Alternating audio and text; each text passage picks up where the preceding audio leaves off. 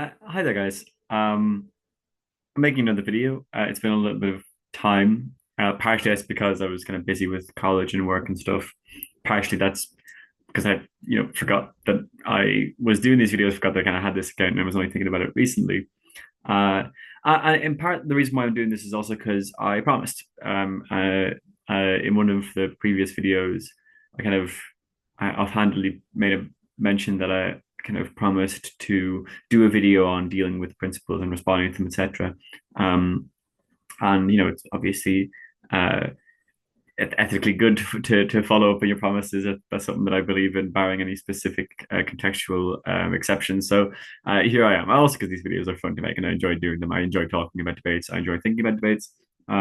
So let's do a video on dealing with principles. And just a brief kind of caveat note before the caveats, which is that the reason why I'm keen on calling it dealing with principles, which I'm realizing I've excluded the word principles from the title here accidentally. But instead of dealing with or instead of refuting principles, the reason why I say dealing with is because since principles deal with value judgments in debates, right? They deal with rather than what is or isn't, they deal with primarily what ought be and what ought not be.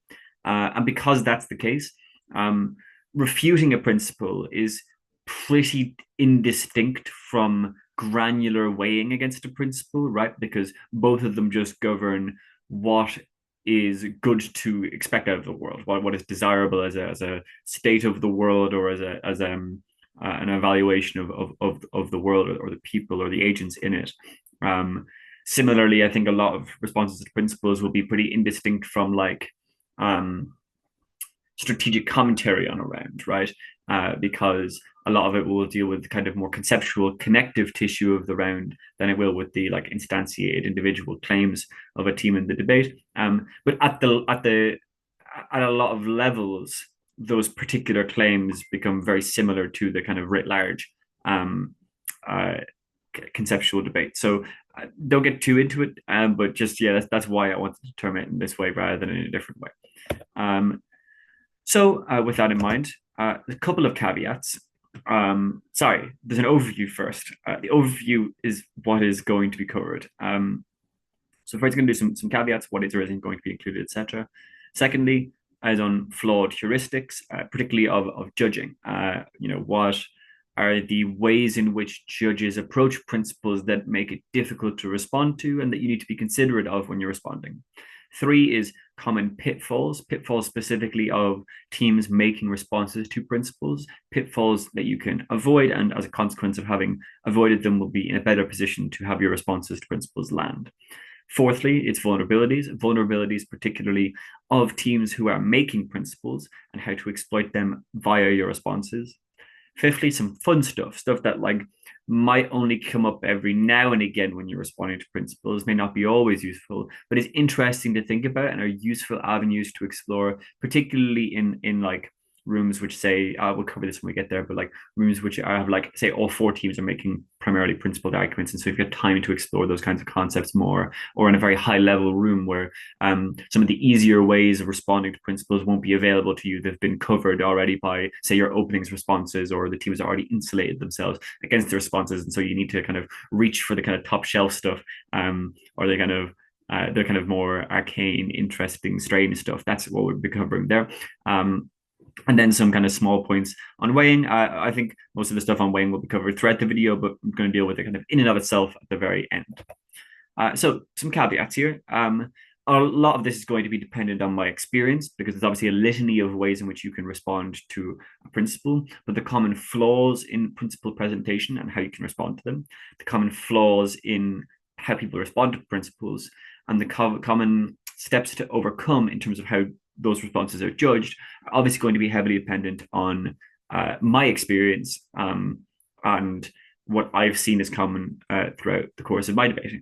And that's particularly a lot of that is in Iona. It's a lot of that is more than a year and a half ago.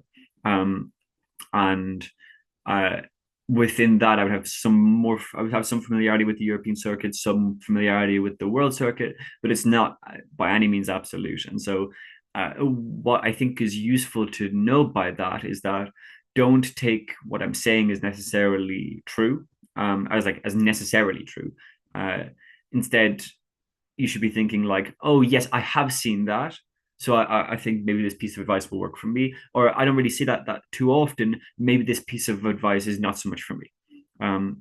See, that's going to be circuit dependent. It's also going to be judge dependent as well. Individual judges have different philosophies, uh, modalities of judging that are not even necessarily better or worse, right? Just different perspectives a lot of the time.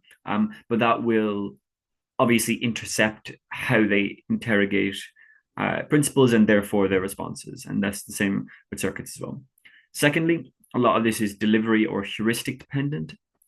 So the heuristic dependency I'm talking about there is that it's a lot of this is about how people internalize information and how they take on that information.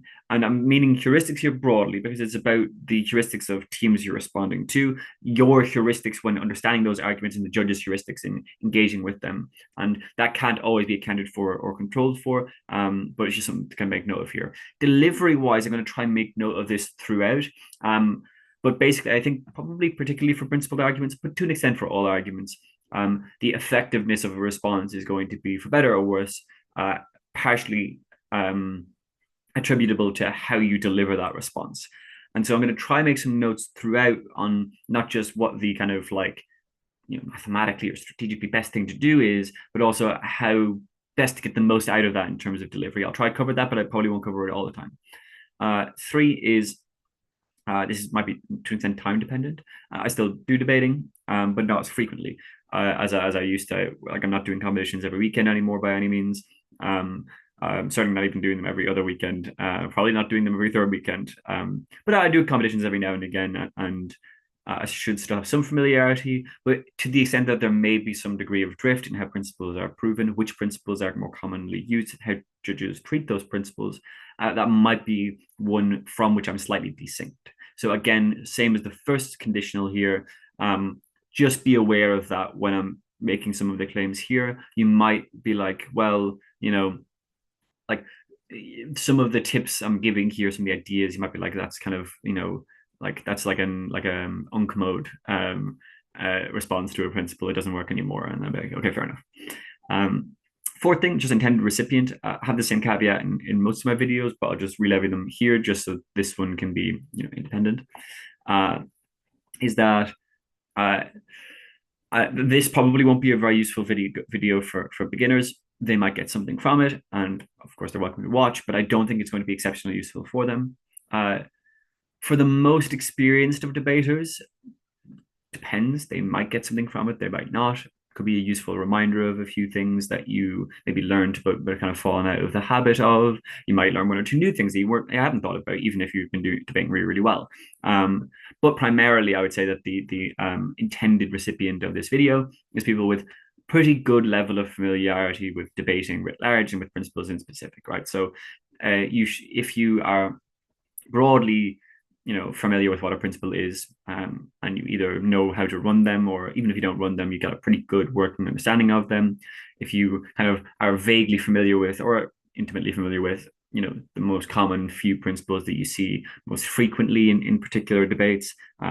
If you're also, I think another thing that's important to note here is like, obviously, a lot of these responses I'll be identifying domains of response. So like techniques of response, but your ability to fill that technique with a claim that is substantiated, persuasive, and reasonable, I'm not going to be covering here. I can't.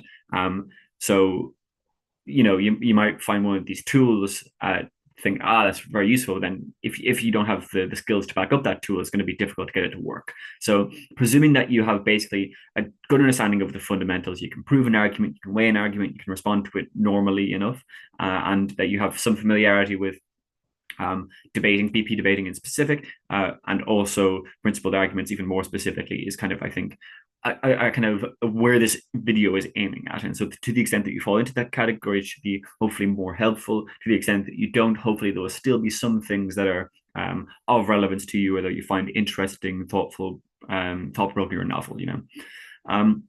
Fifth thing in terms of what's going to be covered and what's not going to be covered, I don't intend to at least give granular information on responding to specific principles. Part of that is just philosophically is not really what I want to be doing with these videos, right? I think the hope of these videos for me is that I'm giving people the tools to be able to discover for themselves new and interesting ways of debating and of responding to arguments within debates, rather than being like, here's what you do in this situation. Here's what you do in this situation, right? This isn't a chess video. I'm not telling you what moves to make in a particular situation, because that's kind of I think, again, philosophically, I think debating is more fun where people have the tools to express their own thoughts or come up with new ideas. And what I'm trying to give people or trying to help people with is areas to look at for novelty, for new ideas, or not necessarily new ideas because they can be old ideas too, but basically new areas to look at for them to explore in their debating.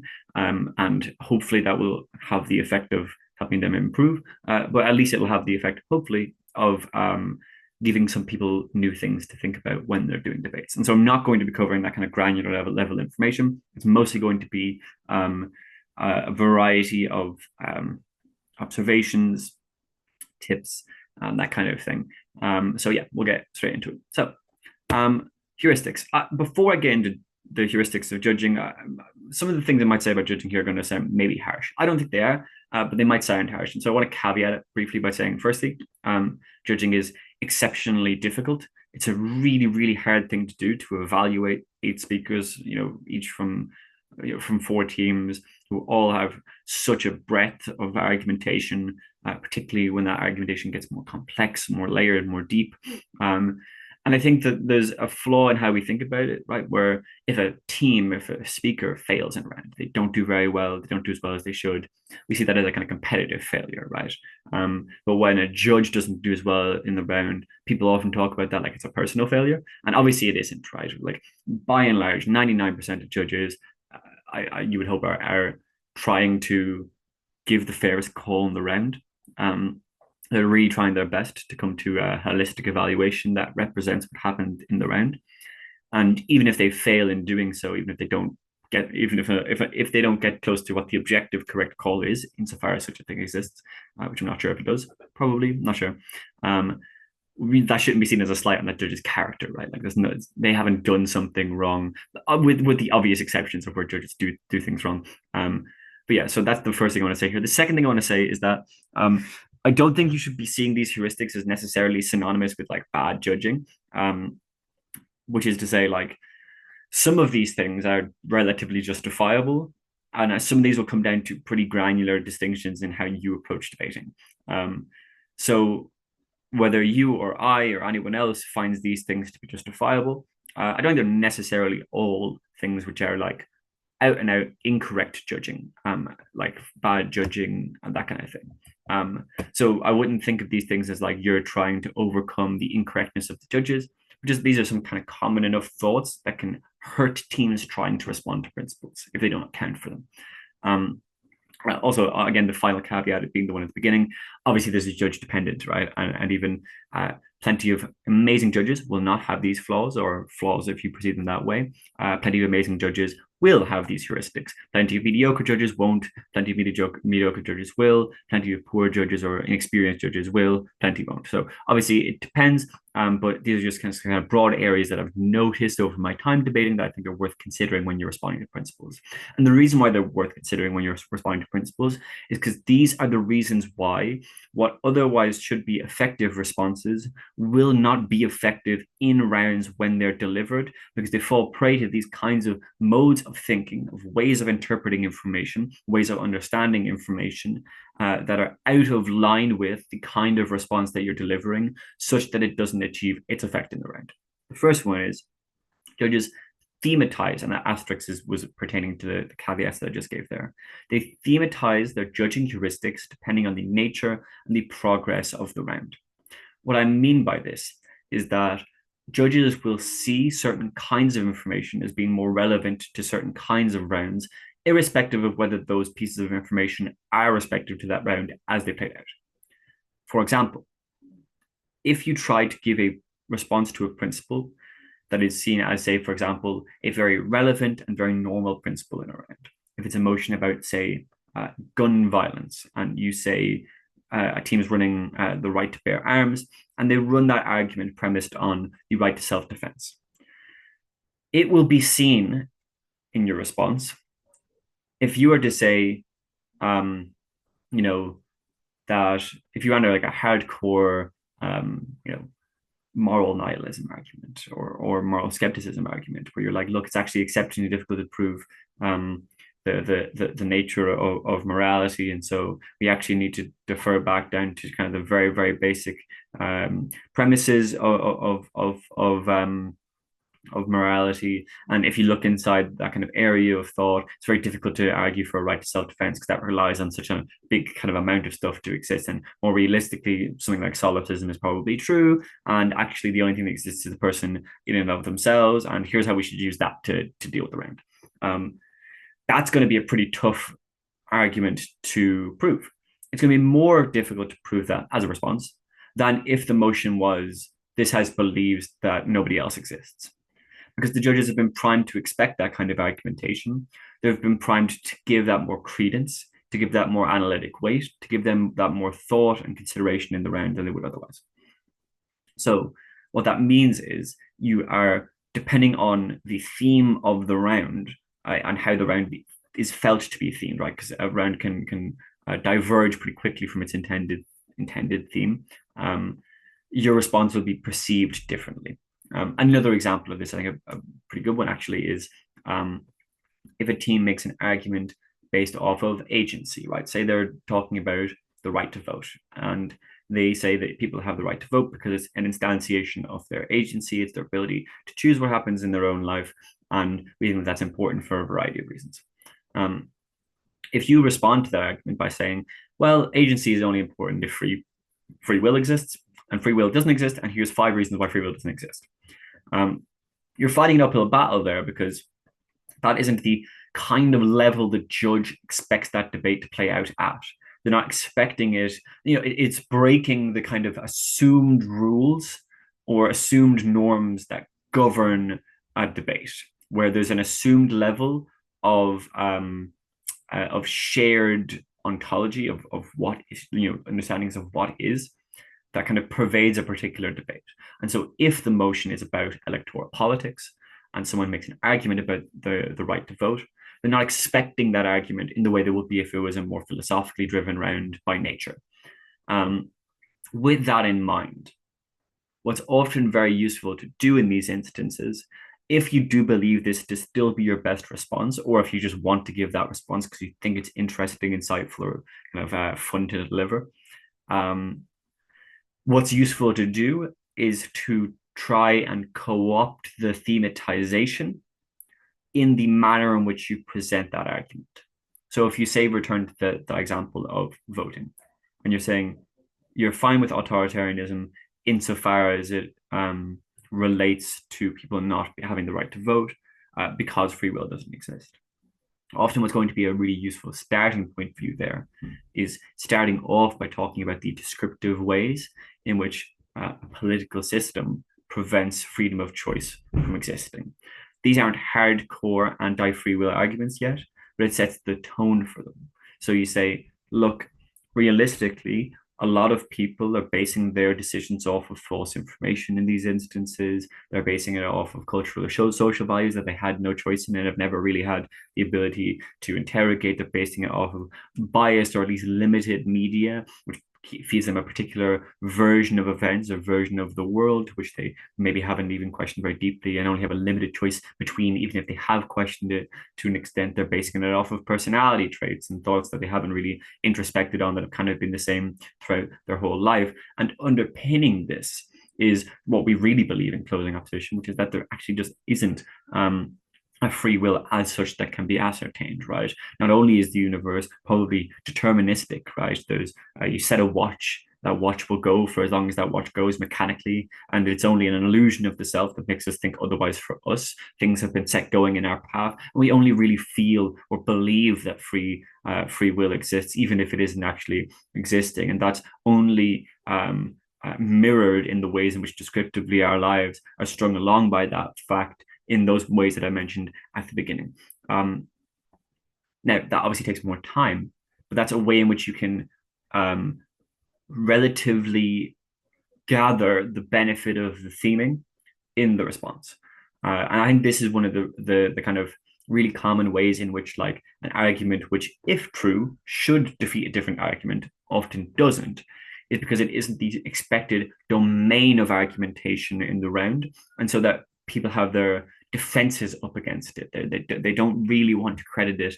That's not necessarily consciously they don't want to credit it, right? But it's not really felt like it's like kind of the right argument to defeat that argument. And so that's how I think you need to engage with that as a speaker who's responding to an argument. Second thing, this is very important, actually. And so because it is, let me put my phone on silent, actually, because I posed it earlier. Okay.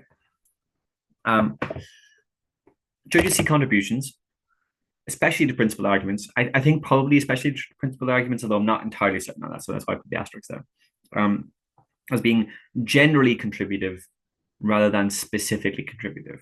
So the structure of an argument is claim A, therefore claim B, therefore claim C, therefore claim D, therefore claim E, therefore thesis. And because thesis, therefore motion. And that can be strictly linear, right? It can be A, then B, then C, then D, and so on. Or it can be kind of more supportive, right? D because C and B and A because X and Y and Z. It can be structured in different ways, but generally there's a link there, a logical link, whereby often if one strand of that link is severed, the argument writ large shouldn't stand because the individual links or the kind of components don't support the argument independent of one another. The reason why that's important is because I think often judges are not inclined to view arguments this way. It's tough to view arguments in this way, right? Unless it's really kind of accurately pointed out to you, it's not easy to notice that arguments have this particular structure. Rather, I think they see things as more like a painting, right? Like, say you've got a canvas and you're trying to support the claim that this canvas is blue. And I think judges feel like each piece of argumentation is another piece of blue paint added to that canvas. And each piece of response is a bit of paint chipped away from that canvas. And so if you chip away one piece of paint from that canvas and say the canvas is not blue, obviously, the judge is more inclined to say, well, it's mostly blue. I think it's fair enough to say that this canvas is blue. And so that's the heuristic you're trying to fight against there, which is that those claims are seen as being adding up to something entirely, where each individual component does its part to prove that overall claim, rather than it being a strand, a link, which needs to be followed from one end to another, unbroken. So, in order to deal with that as someone who's responding to a principle, and I think principles are particularly prone to this, both in terms of how judges perceive principles, because they're often not easy to track the kind of causal links the way you would for a practical argument, but also in terms of like I think principles are more likely to have such links than practical arguments a lot of the time. I'm not really committed to those beliefs, but I think that's probably true. What you need to do is you need to basically evidence that in your response. So you can't just say this piece of the argument is untrue, therefore the whole thing is untrue. You need to be more specific and you need to be more granular. You need to say, look, their whole argument is based off of this initial claim, right? Which is that you can't prove an objective morality, because that's how they get to their subjective morality, and that's how they prove that you know your own preferences better than everyone else's, and that's how they prove that you have a higher obligation to yourself than to anyone else. But we actually think you probably can prove an objective morality, right? And the rest of the debate has been functioning on that premise. We think that it's reasonable to use the same kind of scientific method we apply to other things, right? Occam's razor, etc., to say that in the same way that I know that that chair over there is brown, or that the sun will rise tomorrow morning, I can know that lying to someone for no reason is not very good. And I think we can base our premises of morality off of this starting point. And that's what my partner did in their argumentation. If you look here, here, and here. And so if you actually cannot prove that there's an objective morality, maybe closing government's argument is supportable, but we can. And so the first very initial premise of their argument, of which the rest of their argument, as we've just shown, relies, falls. And so maybe that, and then what you would do at the very end, and it's very useful to do, recapitulate their argument in terms of your new understanding, which is where you would say something to the effect of, so all they've proven is you know pretty well what happens in your own head and not what happens in other teams' heads. But what they haven't told you is what's the ethical significance of that to the round. Well, here's what I think it is. I think it means that when you're interacting with others and doing moral decisions on behalf of others, you should do a pretty good due diligence to try and make sure that what you're doing is in fact right for them. And of course, our argument really uniquely supports this. Our argument favors this really well because we're dealing with things like basic needs, which are obviously pretty mutually shared between people. We're not relying on any particular personality traits, personal history, personal understanding for our argument to work. And so this part of closing government's argument, the remaining part, maybe it does some job weighing them against their opening, it doesn't do anything to us. And so we defeat closing government along those lines. Right? So that's how you would have to do that transfer. Because otherwise it's just seen as, if you just say like, oh, well, they say you can't prove an objective morality. We showed that you can, so they lose. The judge is like, well, yeah, but they did all this other stuff that we thought was really cool. So their principle is still probably true. And obviously that's not an accurate assessment. What I've just said there, it's not an accurate assessment of that clash. But you can see how it's an easy assessment to fall into as a judge, especially if it's like, I don't know, 35 degrees, round 5 of euros, and you didn't sleep very well last night and you're still hungover, right? So you I think those kinds of situations, I think you really got to be on the ball. You really got to look out for like walking through the implication of your argument, and dedicating the time to it, right, is the big thing. It's like you need to be able to do those extra steps to walk through what you've done after you've done it.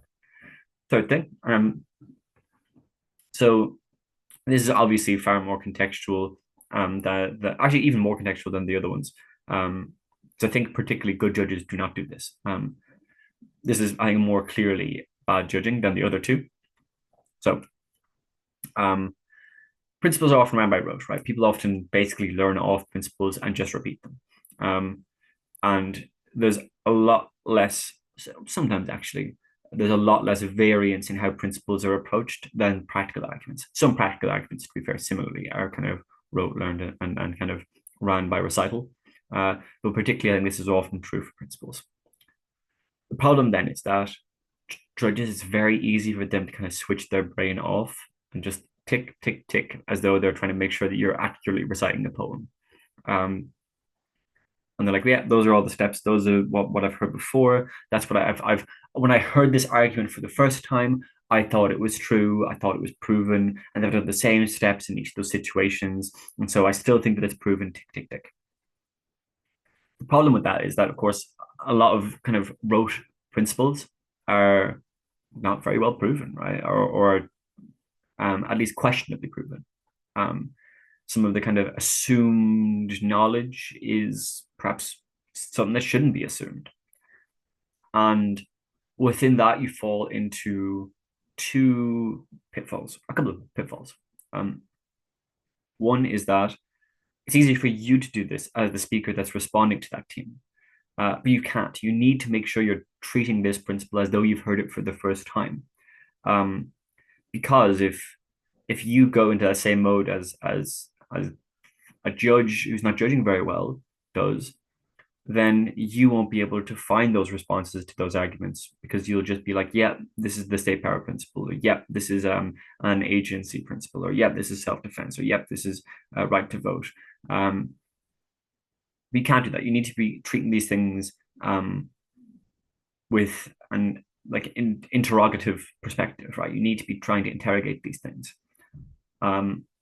So that's the first thing. The second thing is, of course, it means that the judges is likely to kind of believe the principle, and so the team gets away with it a little bit there. You're fighting against a principle that the judges are more likely to be like, this is probably true unless it's proven otherwise, rather than a judge that's like, I'm not sure if this principle is true. And so it means you need to have a little bit more oomph in your responses, a little bit more strength than otherwise. And also because you're fighting against a hegemonic argument, right? It's difficult to overcome those things when you're trying to do it. So, which that all that is basically to say is that you need to try and see if the premises support the conclusion, try and see if the argument is relevant to the motion, and all the good stuff that you're familiar with in responding to arguments in general.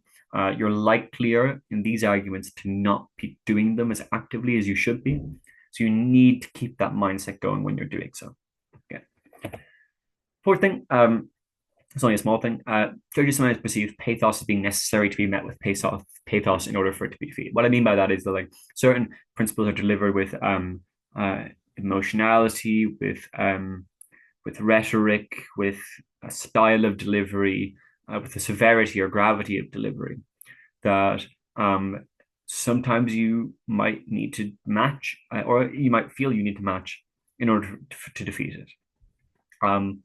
What I would suggest here is that I do think that this is an intuition that some judges have, not all, but some. But what I would suggest here is basically just there's a variety of different kinds of stylistic approach that can be used. Pick the one that is thematically best for your response to the speech being given. Because if you're trying to hang them up on some details, sometimes it's actually not good to meet it with anger or with indignation. Sometimes it's better to meet it with calmness.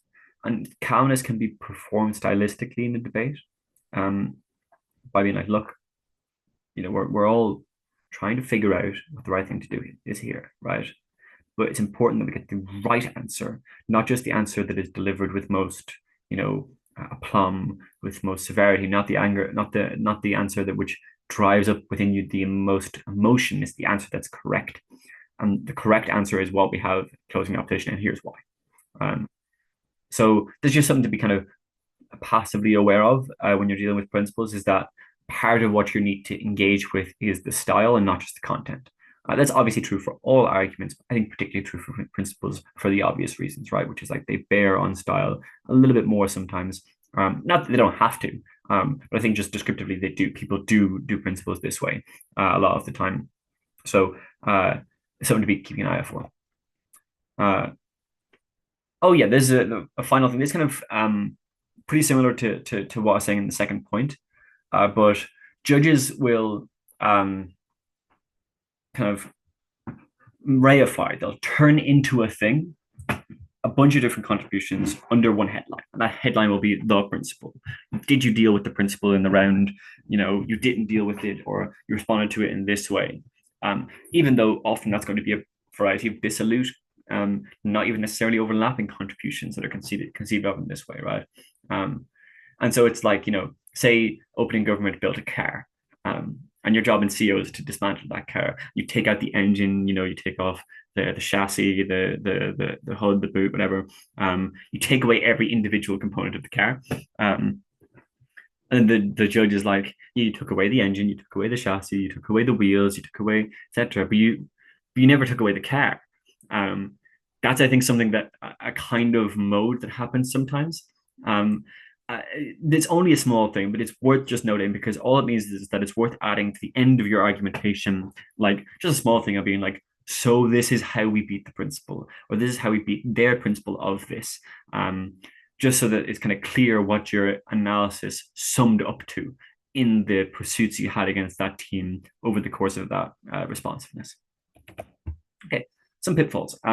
These are some common pitfalls in my experience, in my view, of how people respond to principal arguments, and how you can kind of deal with them a little bit better. The first is responding to principles without really fully understanding what the principle was doing for the round or doing in the round.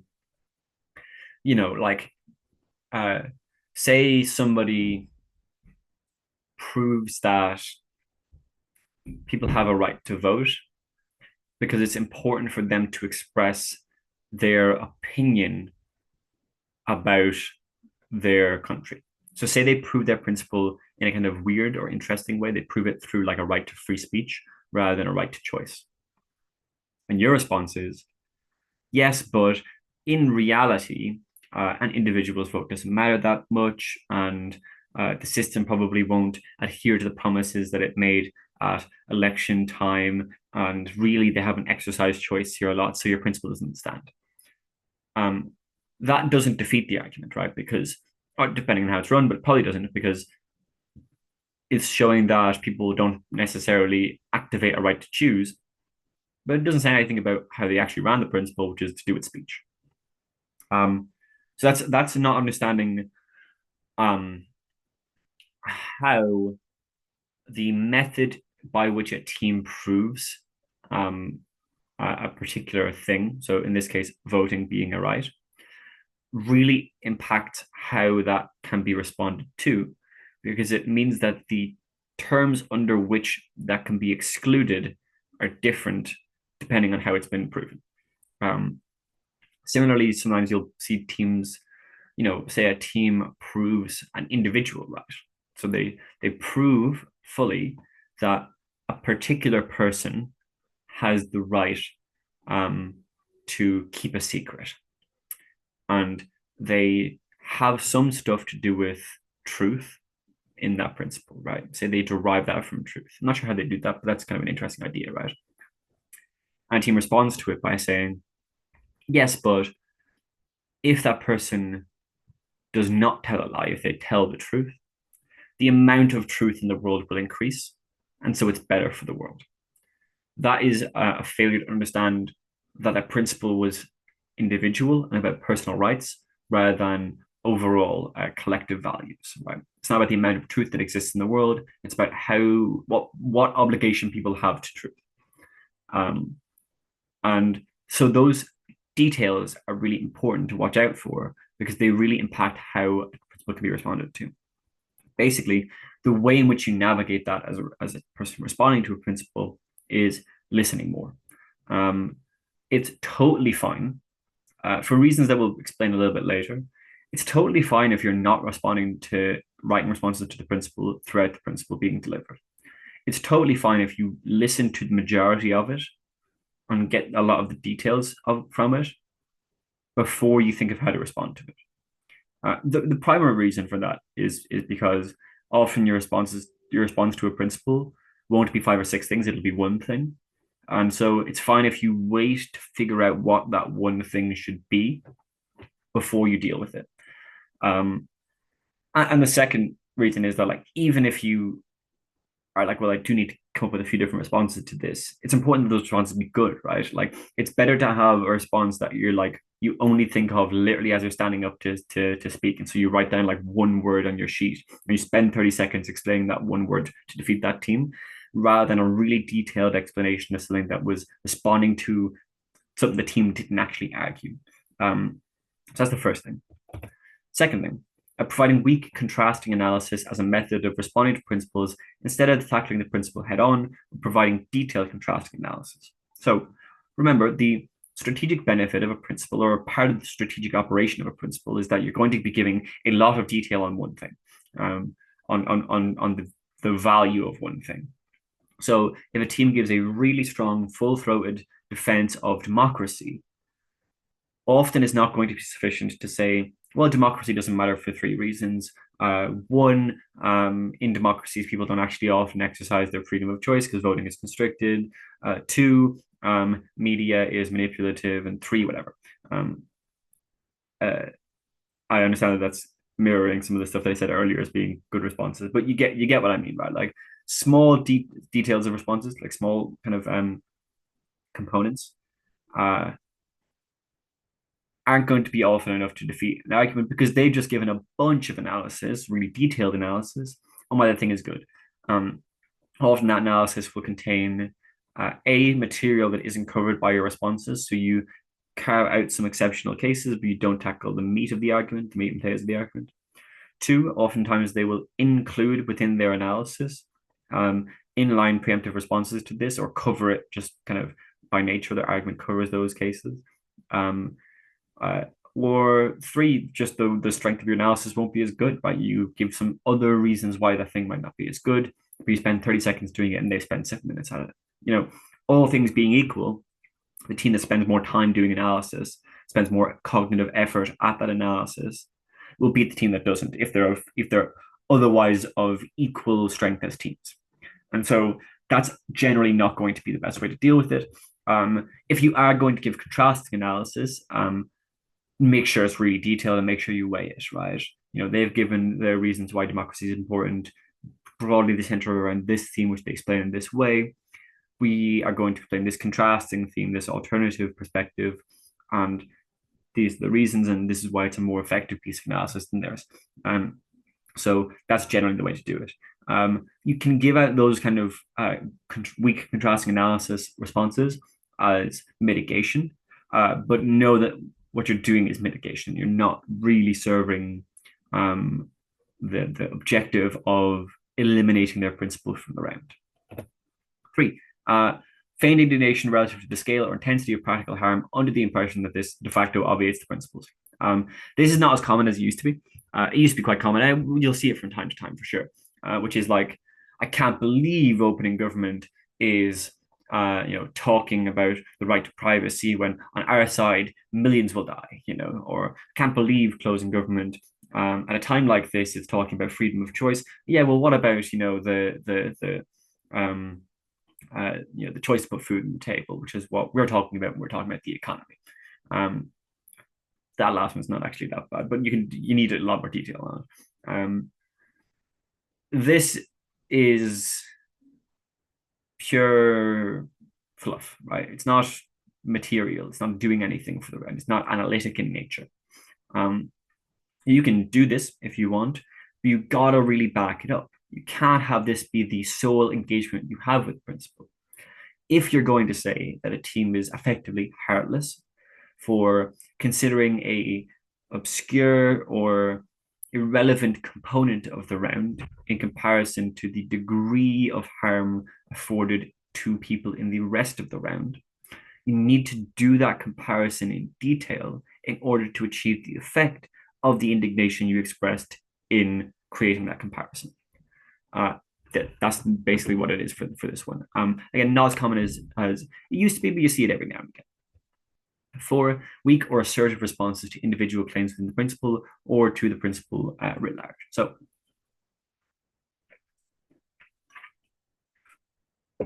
let me think of a good example here. So a good example would be one of the ones we talked about earlier, right? Like if it's unproven, if someone's like, yeah, well, agency doesn't really exist, right? So who cares about opening government's argument against agency? Free will doesn't exist, so who cares? That's not actually really dealing with the kind of full strength of the claim that's being made. Part of this is kind of in line with the first thing, which is like not understanding what the principle is doing. But part of it is like just kind of asserting the opposite of the principle as though it was obviously true, even when it has now been proven to be false or proven to be contestable at least. So here's a good example, which is that if a team is making an argument premised on choice, and they say, look, it's really important to have choice as an instantiation of your philosophical subjectivity, which is important for this variety of reasons. And someone says, well, actually, choice is only important because choice feels good, right? We like to have choices. We like to feel that we have choices. And so really what it's about is how good you feel. And we explain why people feel better on our side. That's a really common, I think, weak principle response. And the reason why I think teams often struggle with it is because they're like, well, that's the right response, right? Like you're meant to say this in this situation. Like, well, maybe that's one of the ways in which you can respond to their argument, but you need to prove it, right? In the same way as any response you need to prove that that's the case. In order to prove that that's the case, you would need to prove that agency is only important as far as it feels good. And in order to prove that, you need to prove that utilitarianism is true, or at least give some reasons why it's true, or dispute some of the reasons presented from the other teams as to why it wouldn't be true, etc. So that's, I think, a really kind of key example of that, right? Oh, well, their thing isn't true because their thing isn't true, right? It's a circular response, which kind of makes it's either circular or assertive. It depends on how you're looking at it. But yeah, it's kind of just not giving it the time of day, and kind of not realizing that the response that you're giving to that principle presumes that the principle is already false. Um, you need to respond to the principle as though someone already believes the principle. And if they already believe the principle, they wouldn't believe you're responding to the principle, right? Because they would say, well, actually, agency is important, right? Uh, a similar one for this, another really common one actually, is when and this happens on the inverse, right? Which is like uh, a team makes an argument about agency. Another team says agency is not real, doesn't exist, free will is not true. And then the team responds by saying, yes, but people believe that it's true. And the belief that it's true is really important to them. That often, that final component won't actually rebuild the argument that was in the first place, because often the argument will rely on agency actually existing rather than agency just feeling like it exists. And so that's another case where is in rebuilding, but rebuilding is just responding to responding, right? Your rebuilding relies on an assertive or weak claim. That would be a weak claim rather than an assertive claim, because it doesn't actually defend the argument. So making sure that you're still tightly linked to the premises of the argument is so critical in these instances. Fifthly, poorly substantiated connective tissue between the practical and principle debate in reductionist responses. So oftentimes you'll see teams throw out this argument is practically contingent. If we win the practical debate, we'll defeat this argument. Sometimes that's true. If everyone in the debate is looking for the same outcome, and one team expends a lot of time explaining why that outcome is so important, then that argument is really categorically practically contingent, right? It is not important unless they've already won the debate. But a lot of the time, principles will be either one of two things. One will be partially practically contingent, but outlining that there is a particularly acute importance to one outcome that is differentially acquired in the debate, as in that one side gets more than the other. And so if a team proves that, even if their argument is practically contingent, it would still require a depth of response in order to explain why that practical contingency matters, which is to say, why the effect, the outcome that they're looking for is not necessarily or is not likely to be more frequently acquired on their side. The second thing is a lot of these arguments are not practically contingent or not meaningfully practically contingent insofar as they're reliant on a method of getting something or a method, a tool or technique or a modality to express something or to secure an outcome. So if you turn to the example of democracy, that's an argument about method, and if a team responds by saying, well, this argument is practically contingent, there's a few ways in which they might mean that, and you need to explain it more. And for example, if you choose the one to say, that's practically contingent because it relies on that democracy really being a democracy, right? And oftentimes it isn't, or it's an imperfect democracy.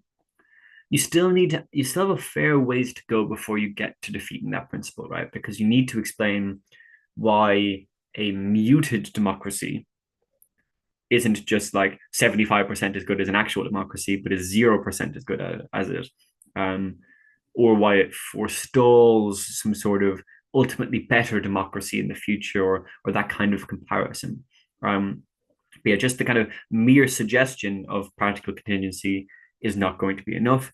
And what's important is in the explanation of the practical contingency, if you are going to make such an argument, you don't evade the principle. You should always be, when walking through that response, referring back to how this impacts the value of democracy. For example, one thing you could say is that democracy is zero sum. And so if there is the case that, say, elites or power brokers have a vastly higher say in that democracy than ordinary folk, that is equivalent to not just those people not participating with the democracy, the common people, because they're being subjected to a systematized brute force of the will of those with more power. But also it is systematic, or not systematic, it is illustrative of the the antithesis of the value of that democracy, insofar as the actions of that nation now carry with them the credence of the voice of the common people, irrespective of whether that voice was ever actually consulted in the decision-making process. And so it is using their voice to speak falsehoods, which is antithetical to the value of democracy, right? Now you've got a practical contingency, and the nature of that practical contingency really, really hurts the principal from that other team, rather than just pointing out that that practical contingency nebulously exists or might be something that you should call into question for that team. Okay.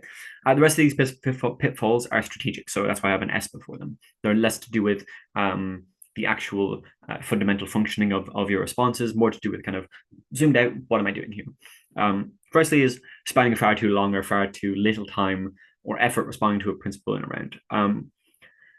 This is difficult because it's going to rely on your intuitions as a judge, your intuitions as and your experience as a speaker.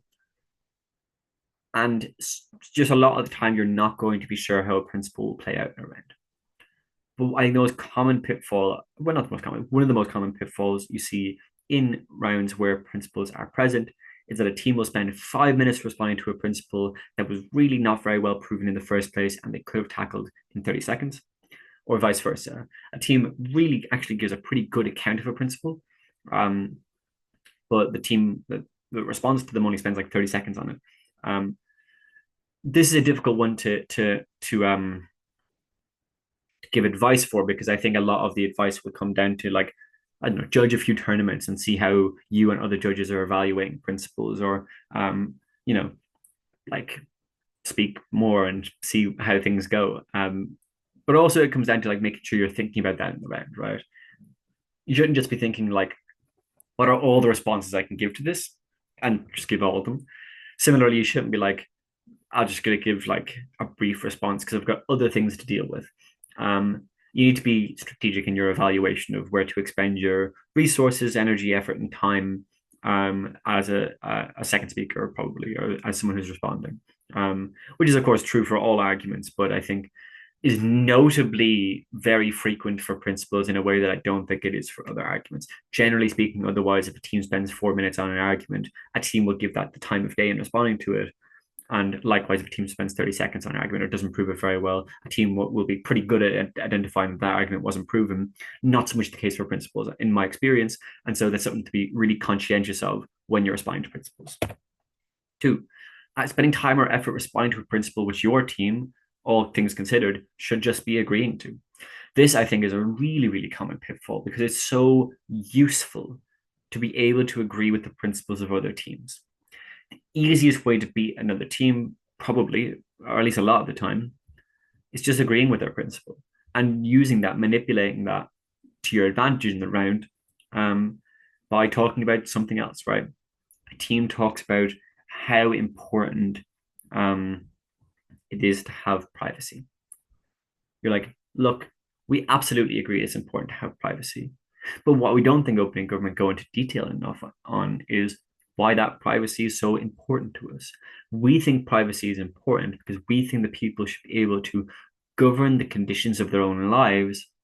And we think that within that, we think a really particularly important way in which people govern the decisions of their own lives is governing the terms under which they are perceived, under which they are interpreted, and under which they are understood by others around them. And because that's the case, our team best respects this underlying value of privacy. The reason why we find privacy important we respect that value better when we say 1, 2, and 3 things that my partner said. Similarly, it could be this team talks a lot about choice. Let's just weigh up choice now in the round, see who wins more on choice. We absolutely agree with opening government, but we think all of our analysis really quite cross applies here, right? The basic choices that you have in day-to-day life, where you live, what you do with your time, your ability to find a job that suits your interests, your ability to sleep comfortably at night, your ability to make use of your hobbies, buy the necessary equipment, go to the necessary meetups, etc.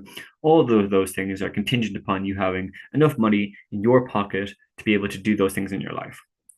Here's why we get more of that than open government. Here's why this kind of agency, monetary agency, I guess, is more important than the agency that opening government talks about, or that it accesses, via backdoor, the kind of agency that opening government are talking about. So rather than spending time talking about why agencies are unimportant, you can talk about that. And that's going to be useful because what you're doing there is you're reframing their argument in general terms that are going to be applying to the rest of the debate as well, and means that you don't have to spend too much time specifically dealing with that team in ways that you can deal with others, right? Because what you're basically doing is you're laying the terms for the debate, and therefore all the responses you give to the other teams or the weighing you give against other teams will apply to this team now as well in a way that it didn't previously, and you didn't have to take too much time out of your day to do it. So that's another thing, which is like, we agree with this principle, we agree with it wholeheartedly, and we just think we do a better job, supporting it, or like we agree with it, but with the condition that you're missing, which is a really important condition of that thing, which we properly respect and you don't. And so our version of the principle is more mature in its understanding, etc. There's a habit I think that teams have of just automatically disagreeing with what the other side of the debate says because they're on the other side and feeling they need to just respond to it. Often and this is true for practical arguments to an extent as well, often you're better off seeing which bits of the argument you agree with, or that don't hurt your case at all, and working with them, kind of walking through them as a method of dealing with that team.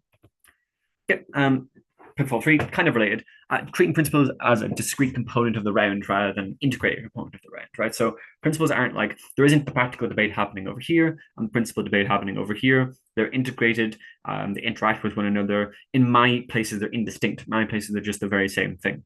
And so I can't give a good example off the top of my head, but you shouldn't be thinking, I'm going to respond to opening government, I'm going to respond to the principle first, and then I'm going to respond to the practical argument. Maybe sometimes that's the right way to do it, but oftentimes it's going to be, I'm going to respond to opening government. The first thing I want to talk about is privacy, if that was their principle, right? And within that, you can contain, like, you don't need to containerize their arguments for them. What you can do is, you can collect them in a way that suits you to respond to, or that suits your team to respond to. So things like practical contingency, I guess, do come up here as well. But it's like, well, okay, say OG gave an argument about privacy, an argument against crime prevention, and that's a principle and that's practical. Oftentimes the way to respond to them are going to be interrelated. How effective is this policy in doing what it wants to do? How can this policy be manipulated by bad actors in particular systems? How will the enforcement of this policy affect the lives of people within that system? What is the social response to this policy going to be? All those things are practical arguments. All those things are very common ways to oppose a policy. But it doesn't seem immediately clear that any of those things are by nature principled or by nature practical, right?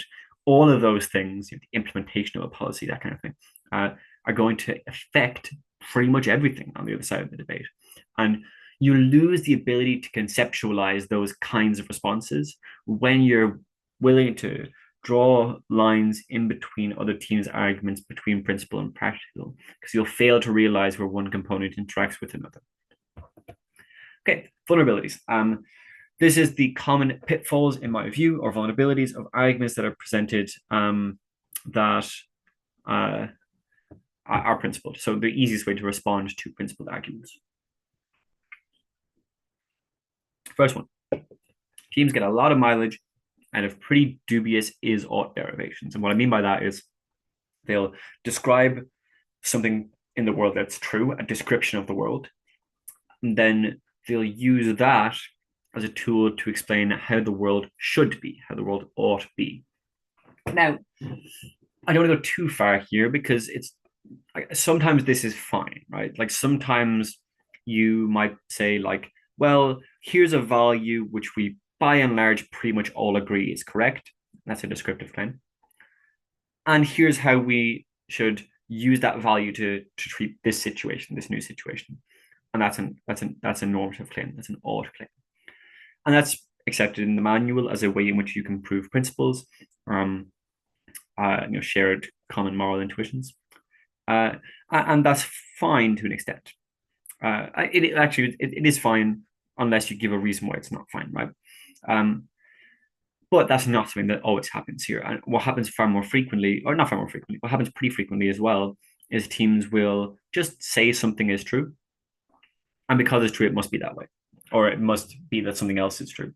And the really key example of this, and I don't mean to be a hater, but I think one of the arguments that gets, I think, sometimes far too much credence, despite being really kind of questionably true, is when people are proving moral obligations to themselves, right?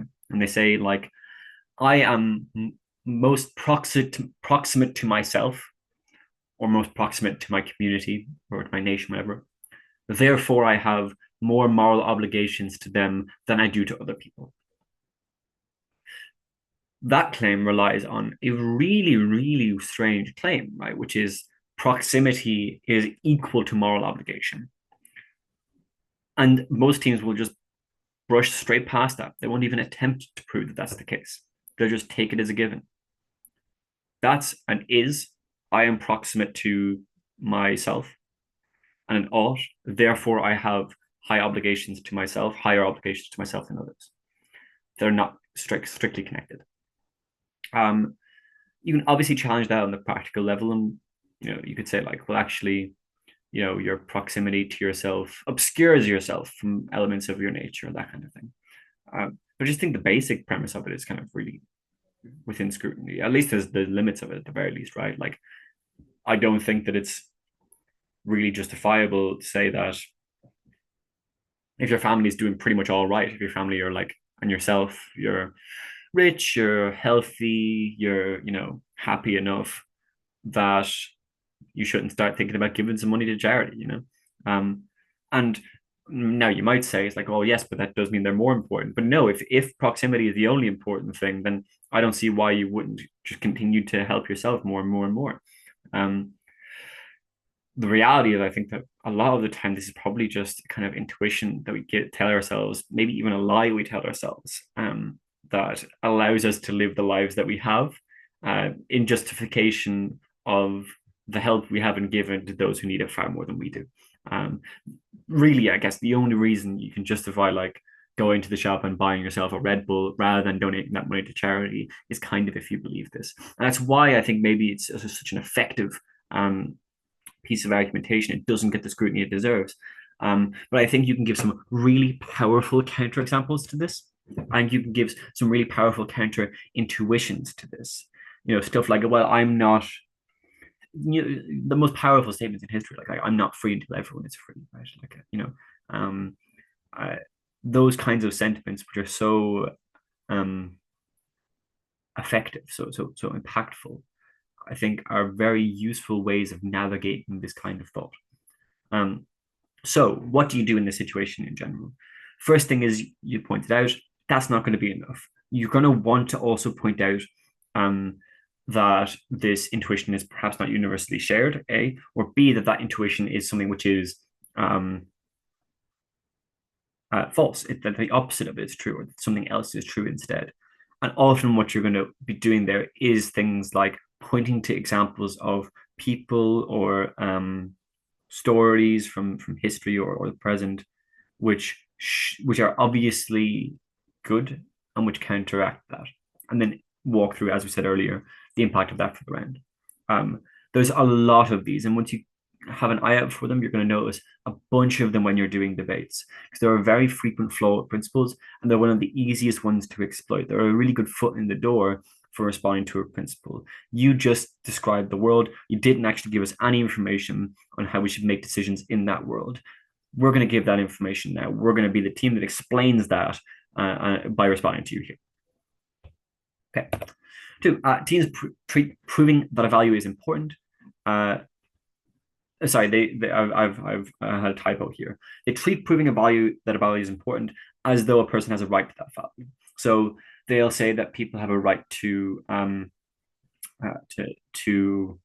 say, I don't know, bear arms is probably the best example here, right? If someone says self-defense is really, really important for X, Y, Z, ABC reason, therefore people have a right to bear arms. That doesn't quite follow, because they've proven that a value is important, but not that a right exists. And a really easy response to that is like, well, look, self-defense is better respected on our side when the right to self-defense or the right to bear arms doesn't exist, because fewer people are in situations where they can unsuccessfully defend themselves. Fewer people are jeopardized or endangered on our side of the house. And so, if you care about self-defense, if you care about people's safety and their security in living their day-to-day lives, this is what you should care for. So yeah, that's a really common flaw in arguments, because it's very difficult to prove individual rights. There's a couple of ways to do it, but it's not easy. And so what happens most often is that teams will prove a value, and they will correlate that value to what it feels like for an individual person to access that value as a right, and just say that that link exists, when that link often is absolutely unfounded and unprecedented in a team's actual analysis. 3. Teams will prove the importance of a value without providing a strongly substantiated definition of that value. Absolutely, 100%, the strongest example of this is agency. Because agency within philosophy is one of the most disputed terms ever, right? There's so much written about what it means to have agency. And even the synonyms of agency, which are themselves definitions of agency, are heavily disputed as well. What does it mean to have freedom? What does it mean to have choice?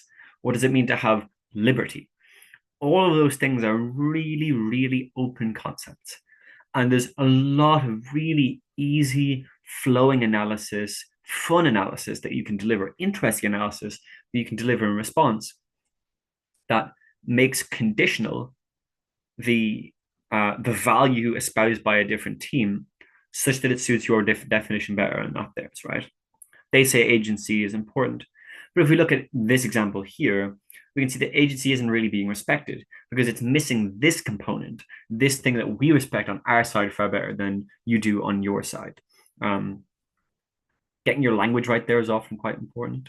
Being specific on your terms. And like, obviously that doesn't mean you need to have the absolute right word all the time. What it means is being very clear on what you're trying to say. I think that agency is only important if agency is informed. So how do we inform people better on our side? And then you still need to do a little bit of a weigh up at the end there, right? Why is uninformed agency less important than informed agency, even if the overall amount of agency is lower when it's informed? But that's a really easy thing trade-off to make as well, right? But just knowing that you have to make it is an important kind of caveat condition to add to that. 4th, teams prove that a value is important, but then neutral on the method by which the value is ascertained, right? This is an example we gave a bunch earlier. I'm not going to retread it much, but just know that this is one common thing, which is like, look, we care about self-defense. Well, okay, how do you get self-defense? You get it in this way, right? Or we care about truth. Which side do we get more truth on? Over the long term, we get it in this way, or we get a different kind of truth in this way, and that's more impactful, or we get a bigger amount of truth across more people, or we give truth to those who need it the most. All those kinds of things are available when you're not just the definition of the value, because even if the value is very specific here, you can still manipulate it a bit so that it applies to different groups or in different ways, or is achieved in a different way by your team that the other team doesn't have, and so you beat them on a scale or something like that. 5th, teams derive principles from positions of skepticism without an explanation of why their principle shouldn't also be subject to that skepticism, right? They say it's very difficult to prove an objective morality in the external world. Is really difficult to discover or to evaluate. Therefore, we should defer to utilitarianism, something like that. Super, super common, really, really underproven. Why does that follow, right? Like, if you can't prove an objective morality, why is your objective morality the right one rather than anyone else's, right? Um, and you're in a very, very good position to respond if a team does this because they've left the gates wide open for how you should become, how you should come to believe in a morality. Because what you say is like, look, they're radically skeptical, sure, but they say they believe in this position. How can they believe in that if they can't prove an objective morality? Well, it must be that they believe in this, this, and this. But if you really look at these three things that their thing relies on, our thing actually does a much better job supporting it, or does a much better job capturing it. Alternatively, you can say, look, they haven't made that link there between their skeptical position and the ethical position that they have. Because if you don't believe in this kind of thought, then you shouldn't believe in their thing. But we all agree in this debate that there is, to an extent, a morality that exists. So how can you come up to knowledge of morality? Well, here's three ways, and how they all point to the thing that we talked about in our extension and not the things that the other teams talked about in the debate.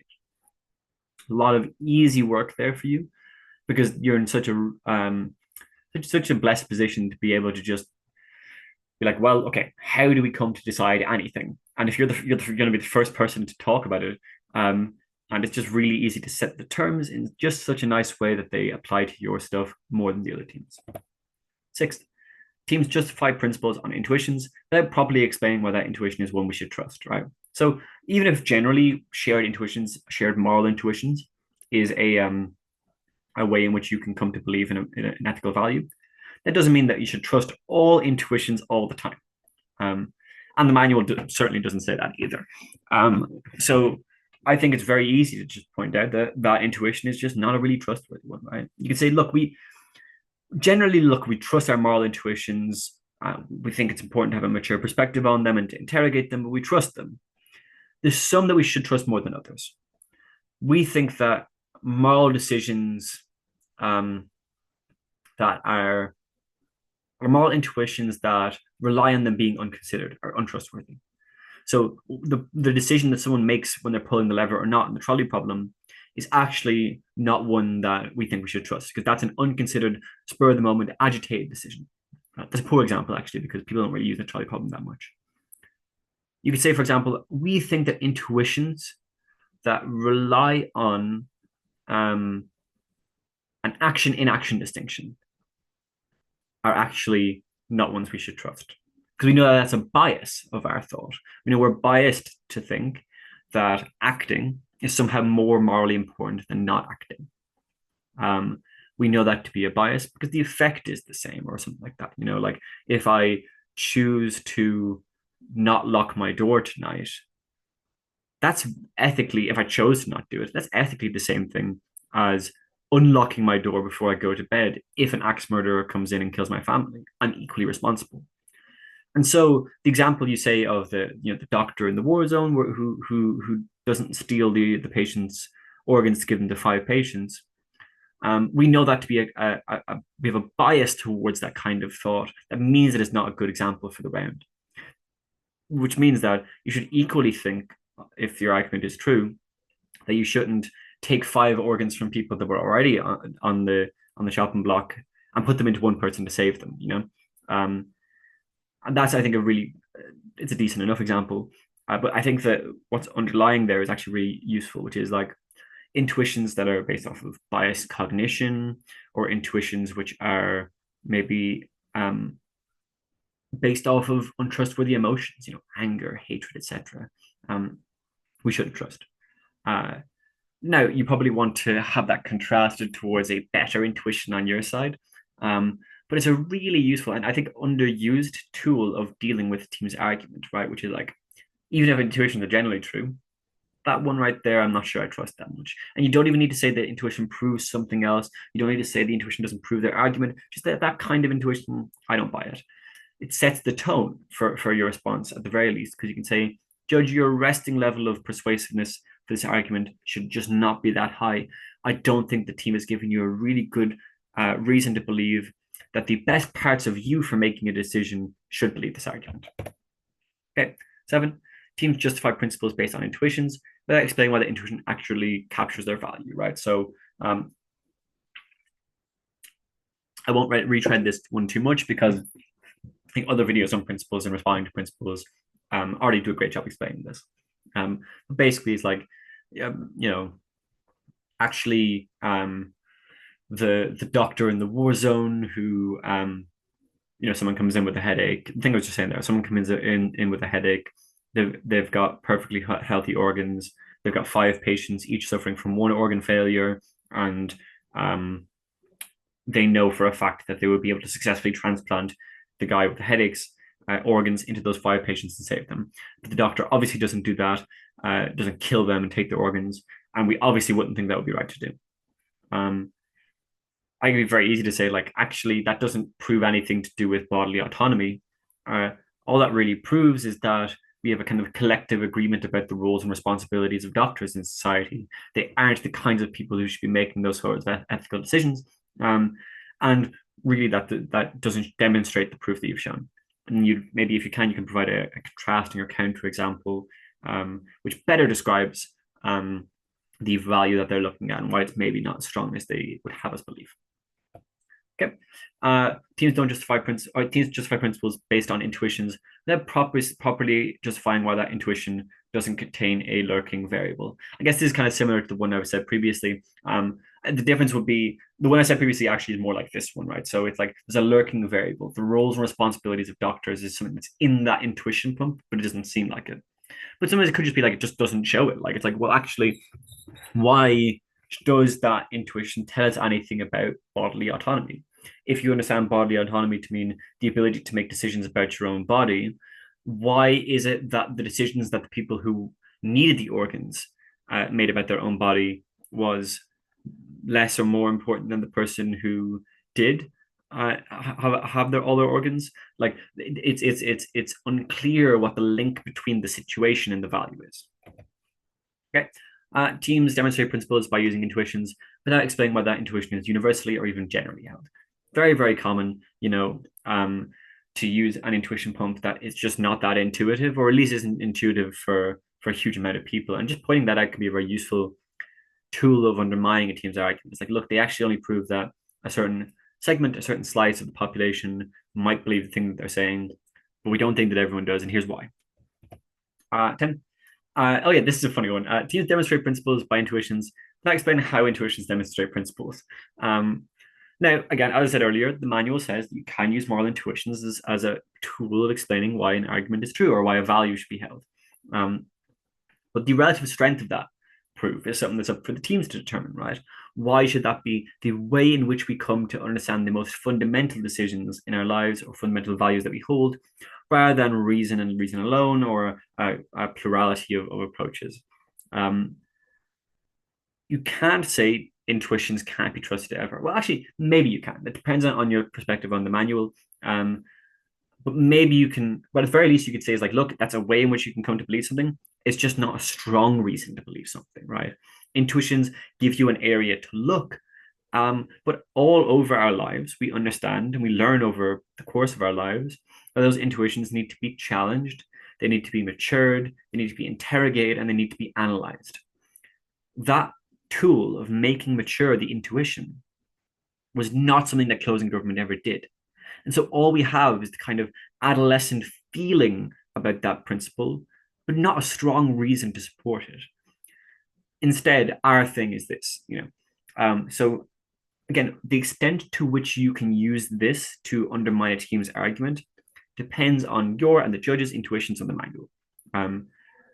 But I think what is beyond argument, what is certainly true, is that you can use this undermining of the value of intuition as a tool to suggest that although it is a way of believing an argument to be true, it should not be the sole way, or that it is not a particularly strong way unless that is tempered by corresponding analysis. Okay. 11. Teams demonstrate principles by giving intuitions which you would only share if you already believed in their principle. This is a good example because it's like um, generally you want to, when you're proving a principle, you want to prove a value that is a cousin of the value you're talking about. You know, you want to prove something, whatever value it is, let's say privacy, by giving an example and intuition about bodily autonomy under the perspective that value, bodily autonomy, is shared and kind of generally well regarded. And you can apply it to this specific instance where it might be more disputable or tenuous. But often teams don't do that. They just give an example of the value they already hold. You know, they say, look, we value privacy, and the reason we know we value privacy is because my blinds are closed behind me right now. And that means the privacy is good. But I think if you're a team responding to that, it's very easy to say, like, well, we don't think the privacy is important. So why would your example of privacy being important to some people automatically make it important to people? Our whole point is that this is one of those times where, our intuitions are just a little bit misguided, misled. They actually care about something else. And so I don't think your example really does anything for you. And it's different. And this is, I guess, an important tool to note for when you're responding. It's different when you're responding to an argument that is derived from a value. Because you need, if it's based on bodily autonomy, you either need to dispute that underlying value, bodily autonomy, or dispute the connectivity between that underlying value and the value being espoused. But if they're just giving examples of the value being espoused, I think it's totally fair to be like, well, this is just not an example of an intuition we think is held. And part of the reason why we don't hold it is just all of our analysis why it's not important, right? Now, obviously, like you still need to combat the intuition, right? Like, because they are still able to get some degree of proof for their value being valuable because people value it. But I think it's way more straightforward when you're responding to a team this way, right? Because you can just be like, the proof for the intuition being false is contained in your analysis, right? It's like, yes, we think privacy is valuable. Here's a host of other things we think are valuable as well, and we obviously think that privacy is not valuable in these situations, or not more valuable in these situations, not an overriding moral value. And so because your weighing will be illustrations of why privacy is not the most important thing, it will dispute this. Maybe it's kind of an awkward one to kind of explain. Hopefully, you get what I mean. Where it's like, if teams are justifying their analysis by examples of people believing their analysis, or people believing the end goal of their analysis, that's not the strongest proof of that argument, and that's something you can challenge as a team. Next one, really common. Teams support the principles by explaining the utilitarian values of those principles. Privacy is important because it helps people to feel comfortable in their day-to-day life. It allows people to not feel violated or insecure, and allows people to have a place of safe refuge where they can make important decisions for their life that they think are valuable. That is all utilitarian analysis. Now, it does prove that privacy is important, right? It just doesn't prove that it's deontologically important, right? So it means that basically, if this is the case, you just need to note that that team hasn't proven, given a reason beyond the utilitarian, why that value is important or should be held in a particular or special way. And so the response to the principle would just be the weighing of the argument, right? And especially this is important if there is a disconnect between the A and B of the argument, right? So if they say privacy is important because it helps people feel secure in their day-to-day lives, but if the motion is about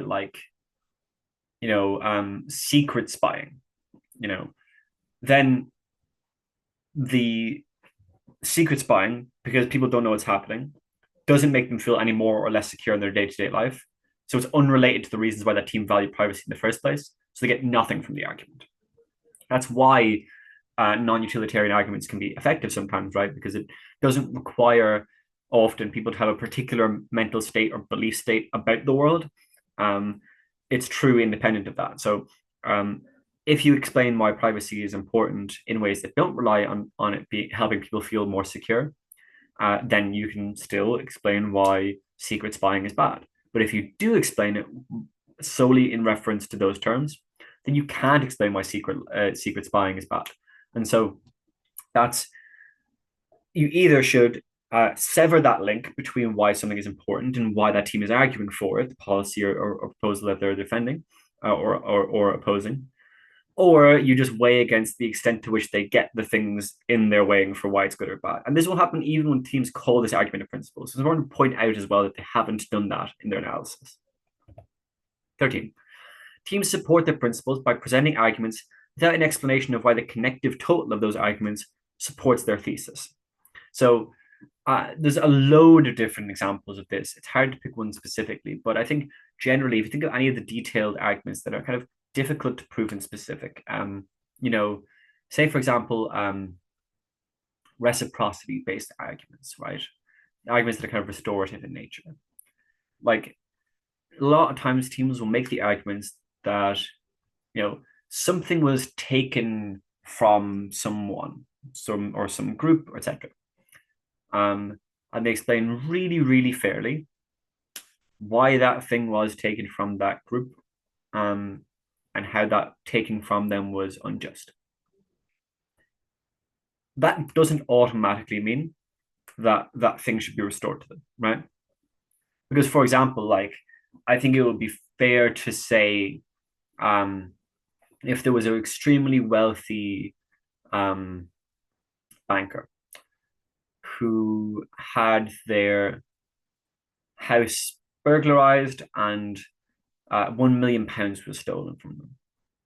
When that £1 million was recovered, I don't think it's necessarily the case that it's obvious that that £1 million should be given back to the already and still wealthy banker, rather than being distributed to a variety of charities where it would be of more effective use. Now, that exact situation is rarely going to come up in a debate, but the kind of principle behind it is fair, which is like the ethical state of one action does not intrinsically entail a suggestion of the best action to do to right the state of the world after. So in that example, a team is very likely to suggest something is taken from someone and therefore it should be given back to them. And all their analysis is likely to be about the first component of that. Here's a variety of ways in which it was unjustly acquired or taken from this group or this individual. And very little on what that argument supports their thesis, which is it should be given back. So that connectivity is missing there. Loads of different examples where this happens in principles. It's hard to keep an eye out for because a lot of it will be kind of challenging basic assumptions, or teams that really seem like they've proven it, but if you look into it, they don't have the detail on it.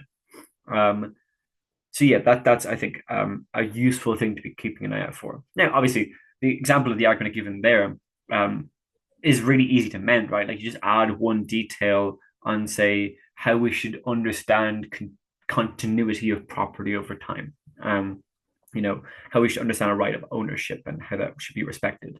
But teams will often miss that, and it's a place you can really target in teams analysis where they do the kind of obviously contestable part of the argument, but they miss the therefore statements throughout it. Like they'll say A, therefore B, therefore C, and A is well proven, but the therefore statements in between B and C and B and A are not very strongly substantiated, and that's a key place you can target a team's analysis and responses. 14. Teams will often just not prove the individual claims within their principles. Something to keep an eye out for, because you're probably thinking in very big picture terms when you're responding to a principle, but often it's going to be very simple stuff, just like they say that you can't prove an objective morality, you can. Or they say that privacy is really important for 3 reasons, but the 3 reasons they give are not proven and you can respond to them. They say that agency is best respected on their side, but the reasons they give are pretty weak and you can respond to them. Just dealing with individually weak, weakly justified premises in a teamed argument often is a very effective way of dealing with that argument. It's important to not just kind of become passive when you're hearing a principle. It's still an argument. It's like any other argument in the debate. You can just respond to it like you would another argument to prove why the individual claims are false. Some of that's it's going to be operating sometimes in a different mode of thought, especially for more conceptual principles. like I don't know, like state power principle or something like that. But you can just respond to it, right? Like they say that state power principle, for example. I did a whole video on this if you want to go check it out. But briefly, often relies on some agency being taken away from people when they enter into the state. I think that's really easy to respond to, right? Like I think you can say like actually probably have a lot more choice, agency, or freedom or liberty. This is another example where you can manipulate the value, the term, in order to make it suit your side. People probably have a lot more agency when they've got roads and medicine and healthcare and schools, etc. So you, and if you can connect that to state and the existence of the state, then you probably actually have a pretty good job just responding directly to that claim there. You don't need to do high level conceptual responses. You just do a direct responsiveness to the analysis that is given for each of the claims. 15. Teams often won't prove the relevance of their claim to the motion at hand. Pretty common as well, right? Like some of this is kind of contained within some of the previous ones, but it's like if you're doing a privacy argument, it's like, well, actually, like, well, what does privacy tell us about this policy, right? Or say the motion is about like education, and a team gives a lot of analysis on why education is important, principal analysis that is. But they're going to lose the debate to a team that explains why education gets better or worse, unless there's like uniquely accessible like vectors of analysis available on education for one side that's contrasted against the non-education value on the other side. But if that's not the case, and it's often not, then they're not connecting the argument to the motion. Similarly, like a lot of arguments about privacy, about agency, etc., will be kind of tenuously linked to the motion. It'll be taken as a given that the motion gives their side that thing, but not the other side. And that's a place you can target. If you can start with that initial hook between the argument and the motion, or that being the policy or the belief that you're supporting or opposing, that's often a pretty easy way to target this analysis. Okay, so brief cheat sheet now, just running through very quickly all the stuff we covered there and what they look like as a verbed expression. So 1, have you really proven X, or have you just described the world? X being the principle. 2, have you really proven people have a right to X, or just that X is important in a kind of general nebulous way? 3, maybe X is important, but what is X? How is it best understood? Here's how we have a better understanding of X on our side. 4, maybe X is important, but how do we get X? You've outlined one way, we think it has a set of problems, there's a better way on our side. 5, you say it's hard to know right from wrong, why is X an exception to that? We don't think it is really an exception to that, but we do think if you are trying to figure out right from wrong and you're starting from the skeptical position, you're best to start in the places that we looked on our side. 6, you say we should really believe X because we believe Y, but why should we believe Y? I don't necessarily believe Y. A lot of different people don't believe Y. These kind of perspectives, these political perspectives, these religious perspectives, etc., don't believe Y. So why should I believe it? 7, you say that we should believe X because we believe Y, but why does Y equal X? I don't know why if I believe Y, I have to believe X. I might believe Y because I believe ABC, or believing Y might make me believe this thing similar but distinct from X instead. 8, really Y doesn't show X, Y demonstrates Z. I think Y is actually showing this other thing that's not even really related to X at all. It's just its kind of own thing. You're showing something else there. 9, you say we should believe X because we believe Y, but we don't believe Y. It's false. 10, you say we should believe X because we believe Y, but why? Why? What's the link between an intuition there and an outcome? I don't think we should base our trust our intuitions in all instances, and I think this is one of those times where we shouldn't trust our intuitions. 11, you say we should believe X because we believe X, or X prime maybe.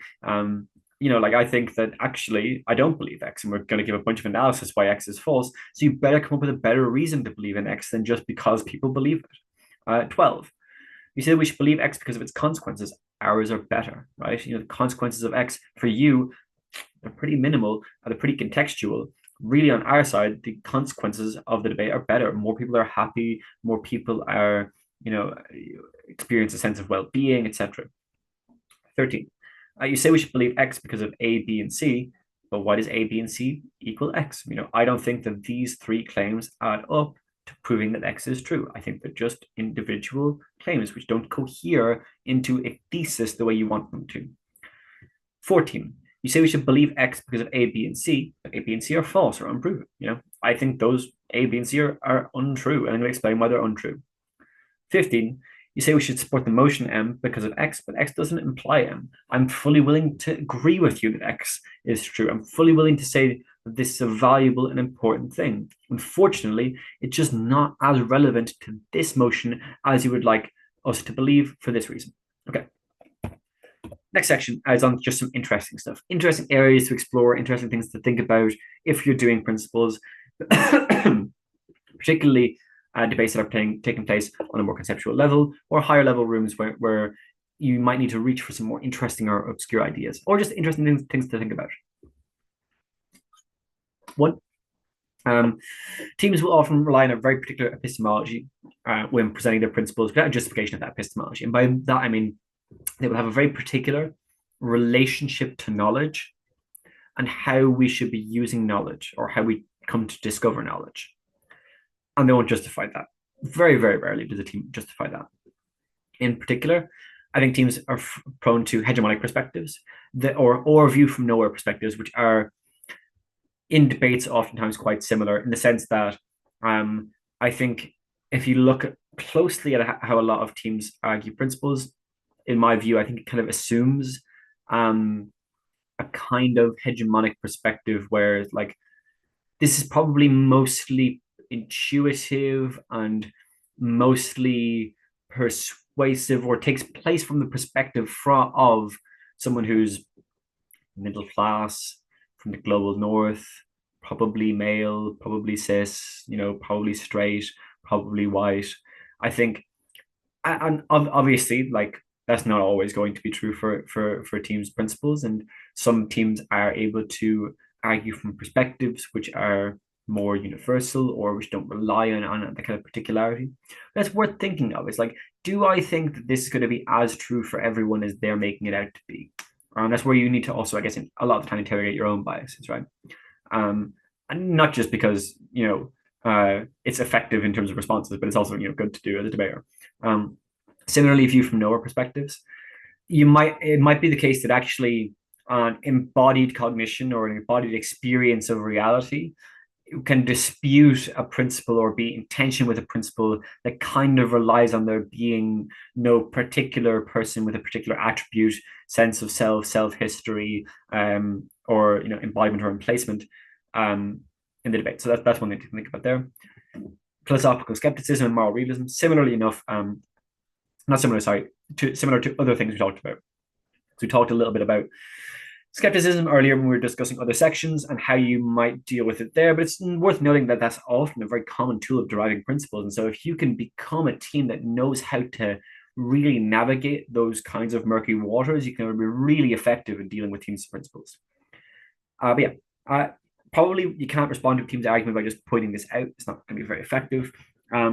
And it's going to take time if you want to use this as the way in which you're tackling a team's argument. But it can be really interesting. It can be really effective if you have the time to do so.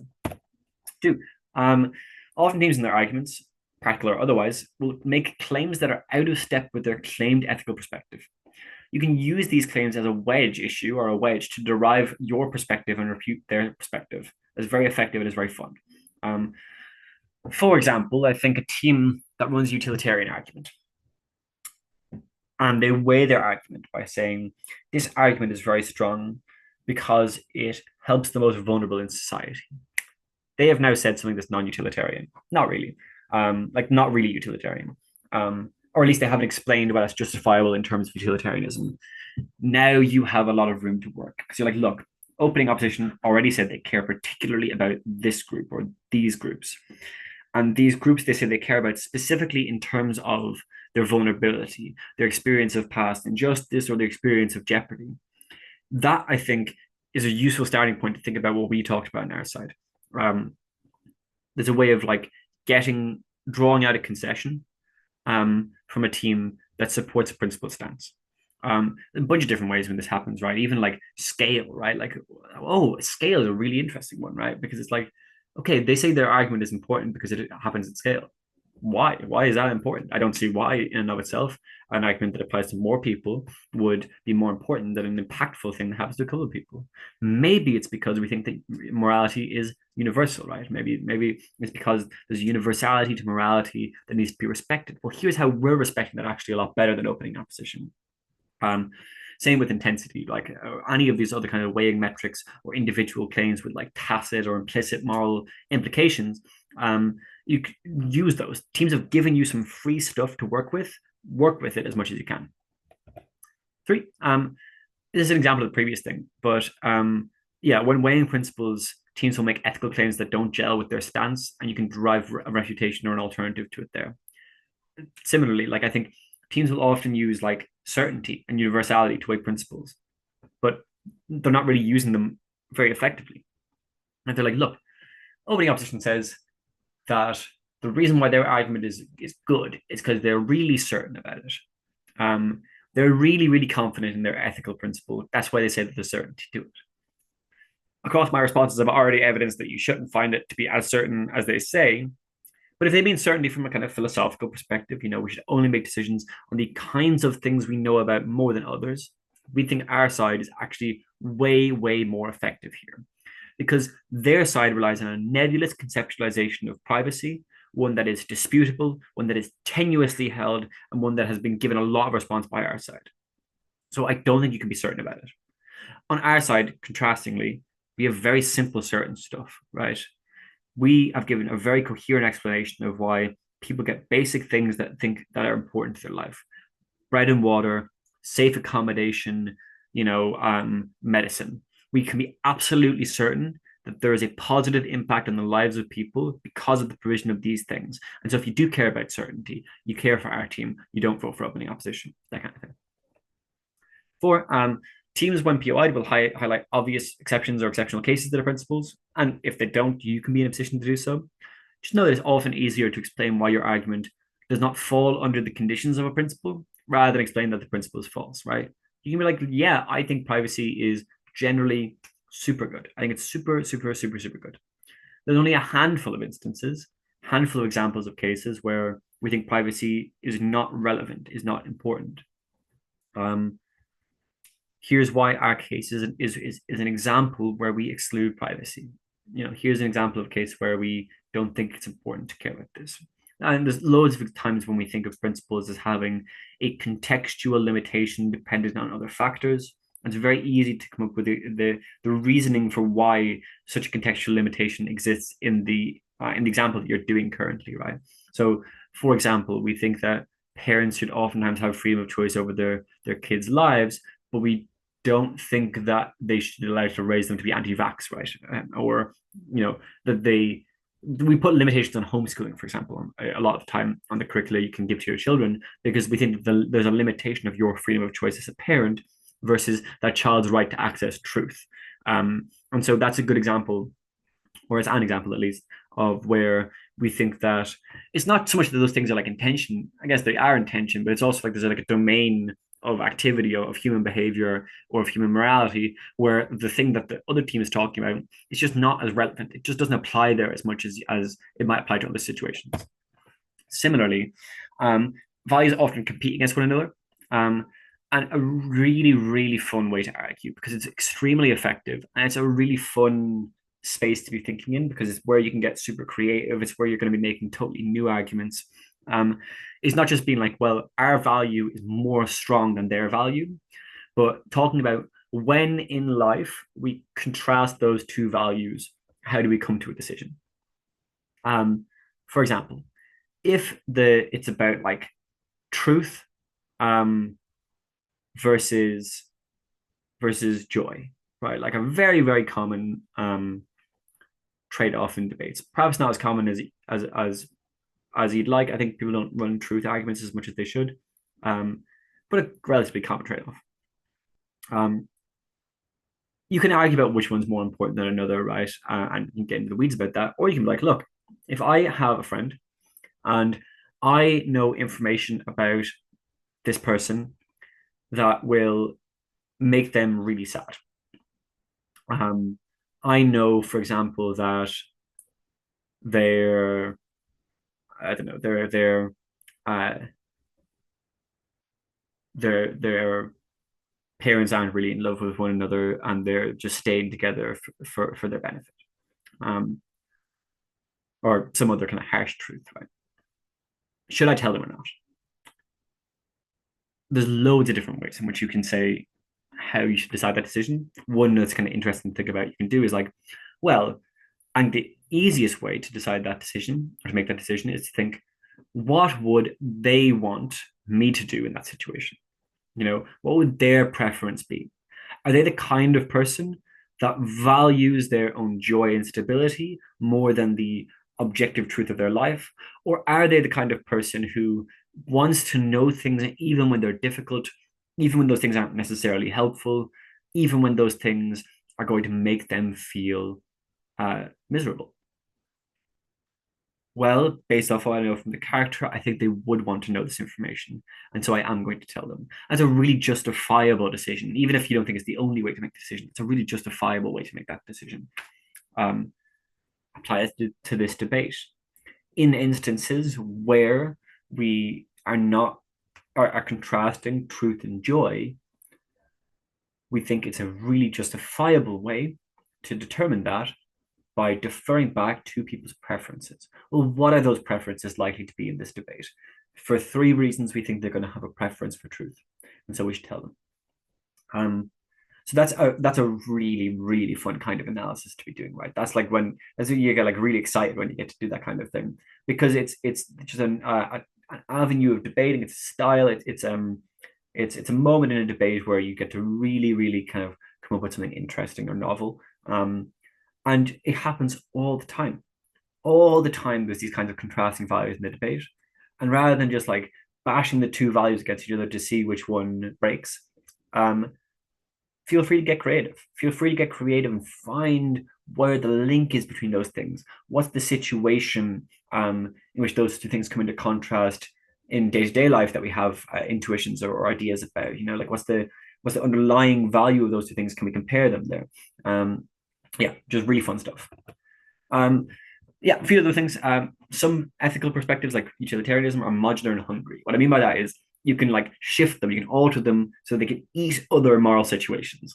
And that you can do that without challenging your system, right? So say someone's making an argument about privacy, right? You can be like, look, we think that privacy is important because we care about well-being, right? We care about the privacy is maybe not the best example there. Agency, probably better actually. We care about well-being. We don't just care about whether people are. Oh, sorry. Let me begin again. Say you have a team that says people should be willing to sacrifice the kind of day-to-day joy of their life for higher order pursuits like art, beauty, a good career that they can feel proud of, etc. And so utilitarianism is false. It's very easy to respond by saying, really, I think a well understood holistic evaluation of utilitarianism, so for example, welfare utilitarianism, is willing to host those kinds of things. It's willing to say joy is not just raw emotional activity. Joy is also the feeling of fulfillment, it's the feeling of security, the feeling of pride in your life and your works. And we're willing to say that those things can be particularly weighty in your evaluation of your life. But that doesn't mean that they're the only things that are important. And so we can do a holistic evaluation of all those things together and find that our side still wins out. Because it means that you can include the things that they're saying are important in your ethical framework without disputing the framework. And so if you have that scale in your back pocket, then you're able to defeat the argument still. Cool. Seventh, interesting stuff, rare to come out. Experience in the world is basically something you can play with, like your identity and your being and that kind of thing. You can manipulate it to make different things differently important. Two things come to mind here is I think it's kind of easy enough to argue that you don't really live in your like raw emotions. Like that's not like they kind of happen to you, right? Like if I, get a paper cut and it stings and it hurts my finger a little bit, that feels like something that's happening to me. It doesn't feel like it's me. The paper cut in my finger is not really me. I'm the person reacting to the paper cut in my finger. Similarly, some emotions of sorrow, like you crying at a movie or something like that. It's like, oh, this movie has made me sad. But am I the one experiencing sadness, or am I receiving sadness from a kind of part of my brain and my being? That's maybe a little bit more disputable because maybe that's more closely related to you as an individual, your identity. Um, but yeah, there's some room you can play with there. And I think what you can do with that is shifting to higher order values easier. Because you can be like, look, the agent isn't the person experiencing the happiness or sadness, right? That's just, or rather, they are not equivalent to that happiness and sadness. The agent is the person who reflects on that happiness and sadness and determines whether that happiness or sadness is meaningful, is valuable, or is worthless and bad. And so what we actually care about more are those second order concepts, those reflective concepts, those evaluative concepts. And so what's more important is like whether people have a sense of fulfillment in their life rather than whether they're happy. And again, you can see how some of the stuff that I said earlier interplays here, because you could respond to that by talking about a version of utilitarianism, which can include that. It's one thing that's worth thinking. Similarly, you have a lot of room to move between individual and collective identities here. There's a lot of good ways in which you can explain in really beautiful detail how decentralized our self is, how part of ourself, there's part of me that's in my my family, right? When they succeed, when good things happen to them, when they're able to achieve, there's part of me in that achievement. And similarly, when I do good things and when I achieve, part of them in that achievement for me, and that's true for your community writ large and that kind of thing. That's really kind of really beautiful analysis you can give. It's really fun to deliver, and what it goes to show is that there is no individuated person as such, and it's really interesting to use that in the context of debates about rights, particularly versus rights of the individual. It's also something you can use to justify the existence of group rights, which might be under dispute otherwise. But also on the other end of that, I think you can be like, look, when you are alone in your room at the end of the night, and if you don't live with anyone, there's no one with you. There's just you and your thoughts. That's you.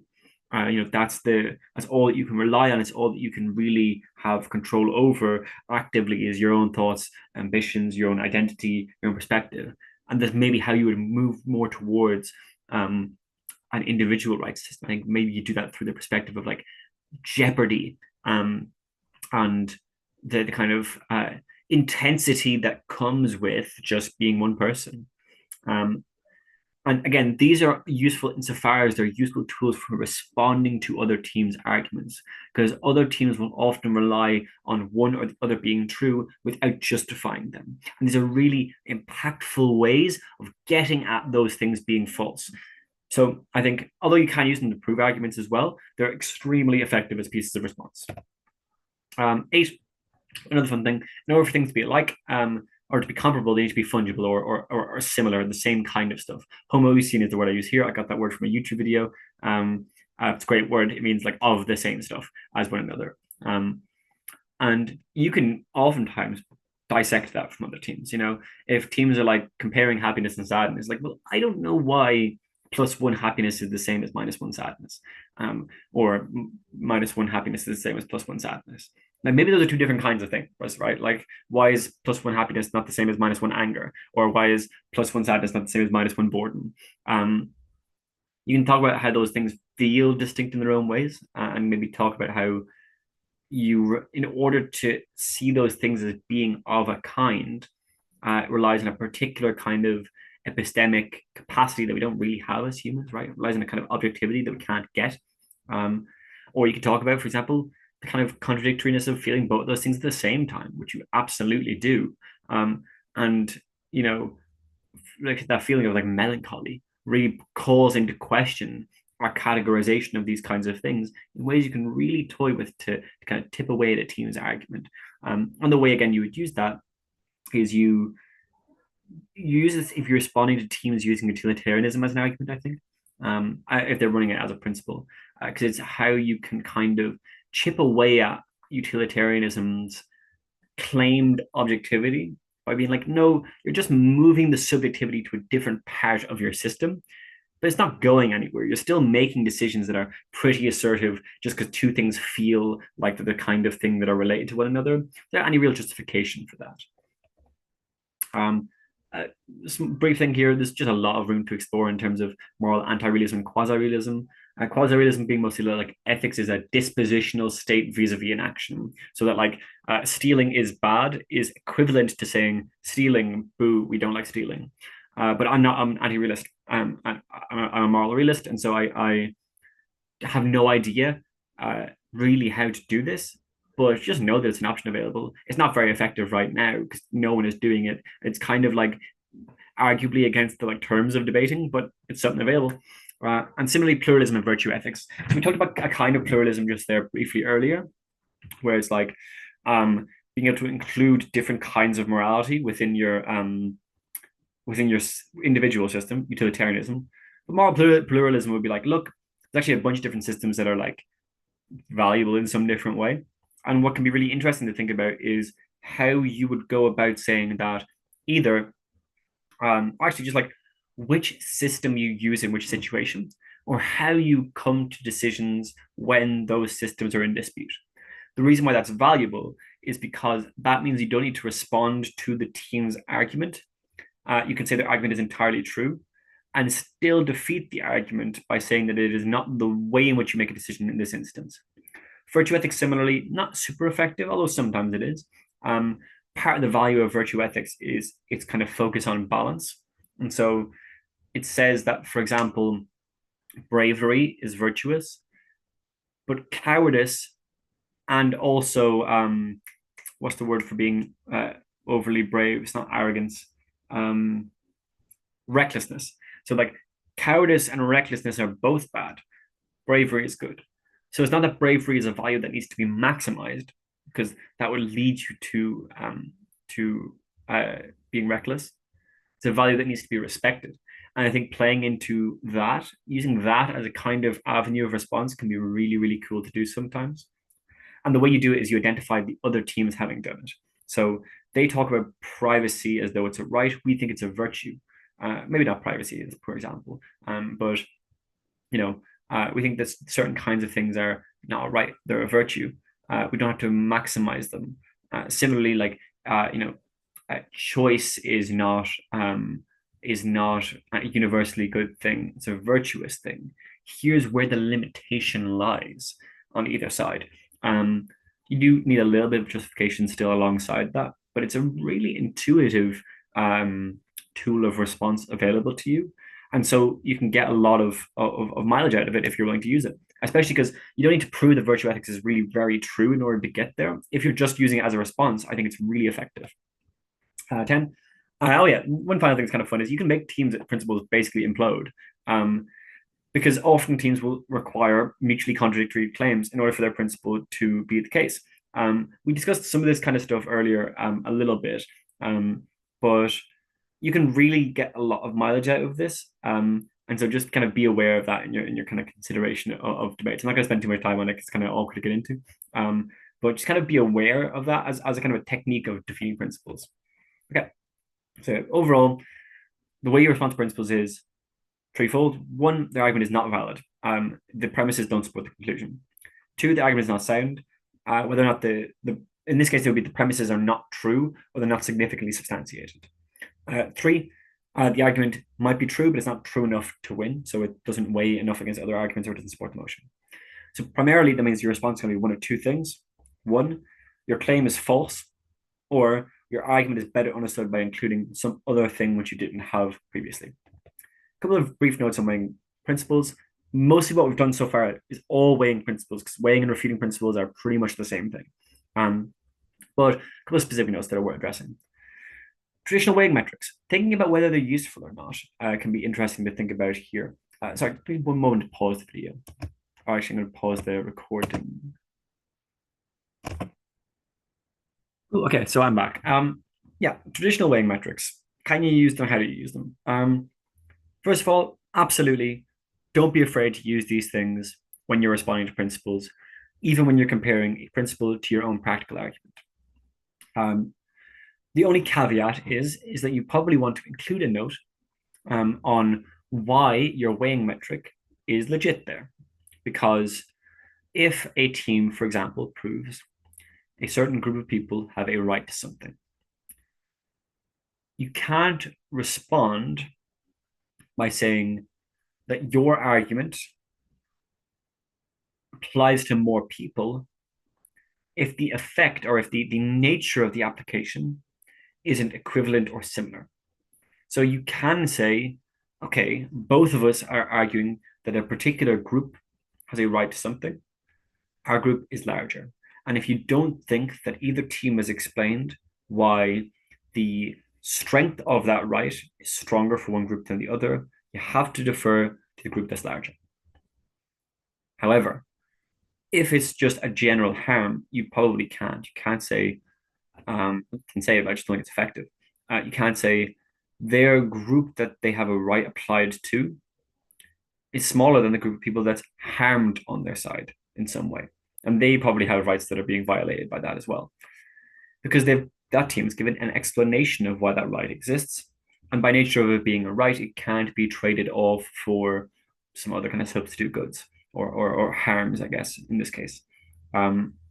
So you want to give a note on why they're suitable, why they're of the same kind. Because, for example, if a team just proves that a certain thing is valuable, but not that it's particularly valuable in a way that's to people, like to a group of people or to a particular person, then it's open season on these weighting metrics, right?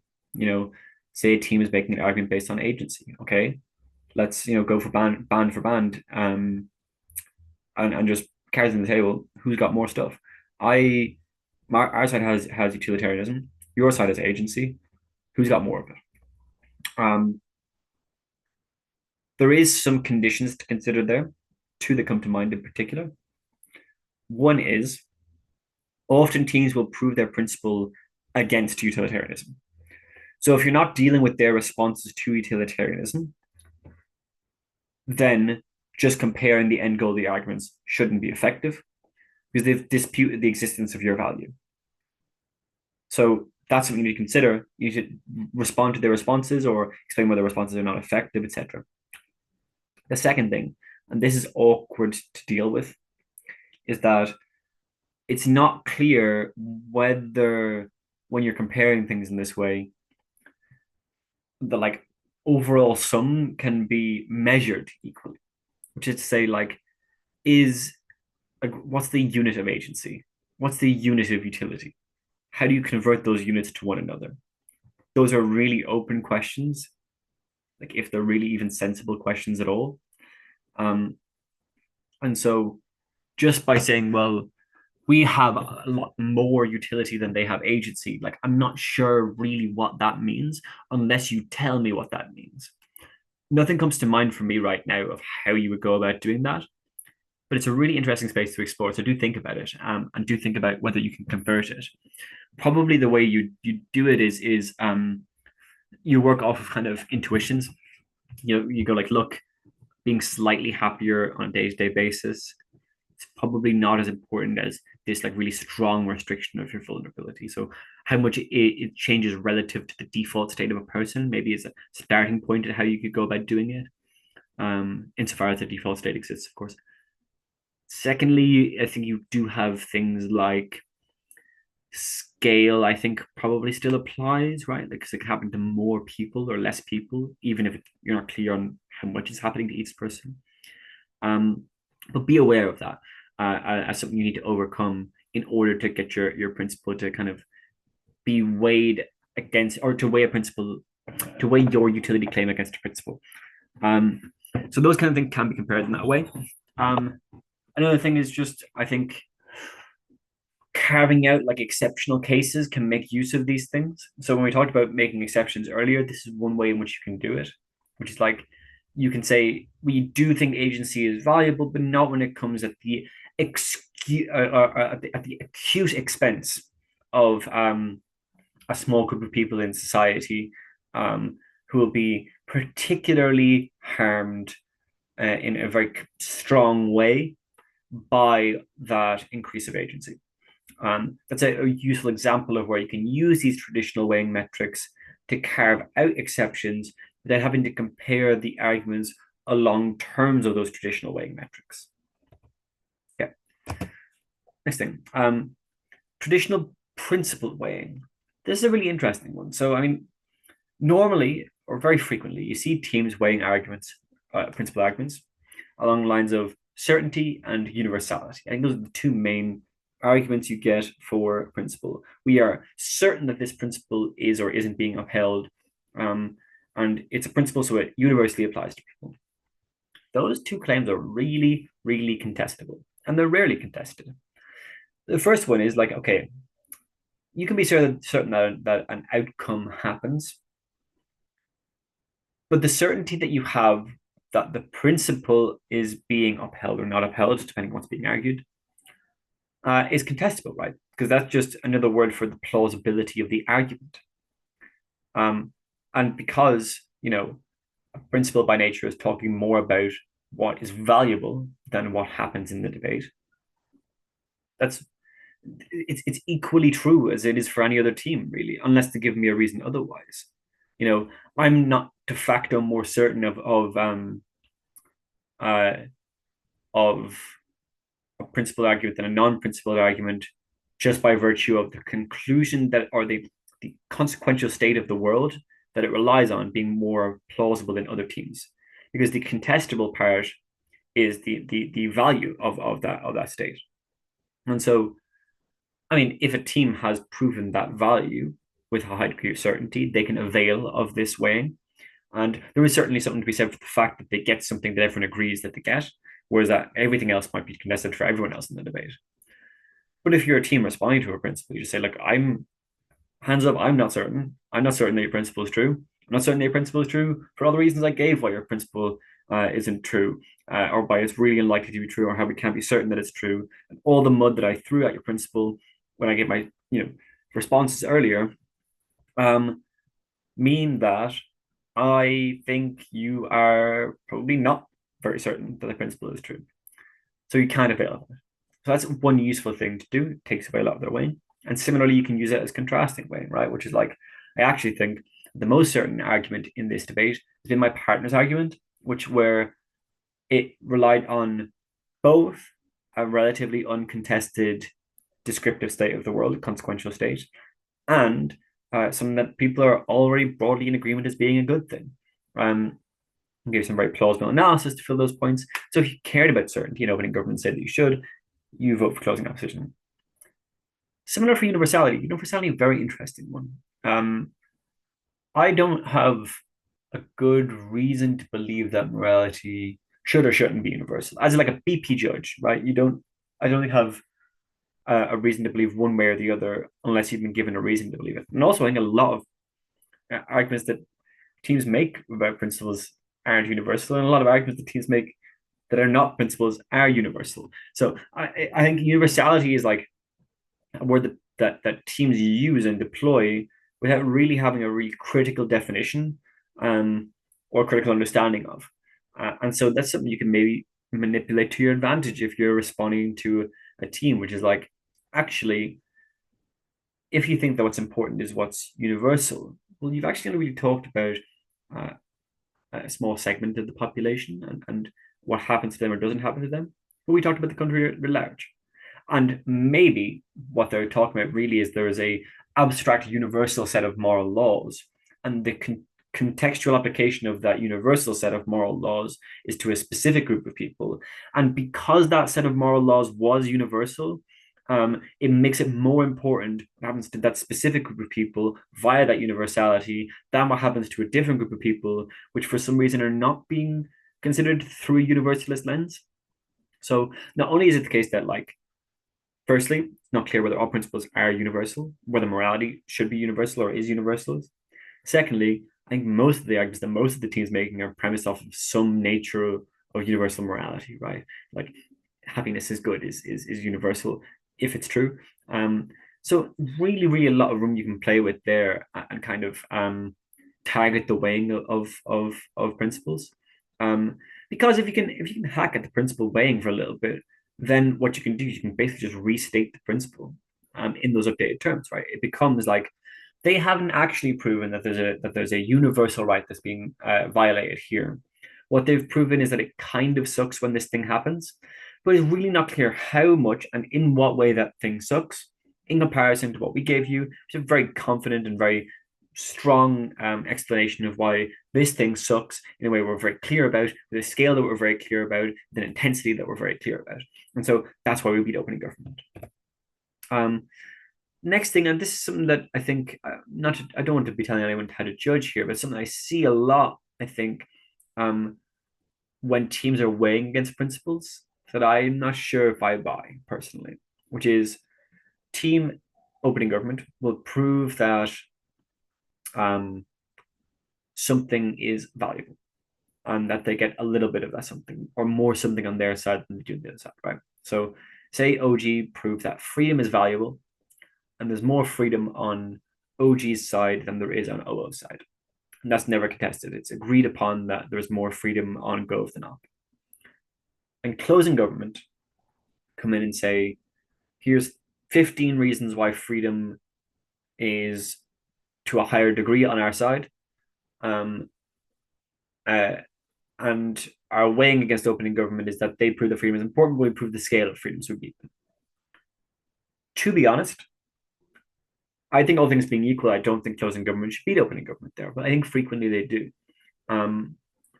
And my read of the judge manual of how debates are and should be judged is that if OG only have that freedom is valuable, and closing government have how you achieve freedom. I think closing government are maybe slightly more likely to win that, but even then, I think that's pretty equal. I wouldn't want to wait on that metric. I'd be looking for implicit things within each team's speech or like small claims that were being made or the strength of proof in order to evaluate between those two things. I would see those two as being in pretty lockstep, right? An agreeable enough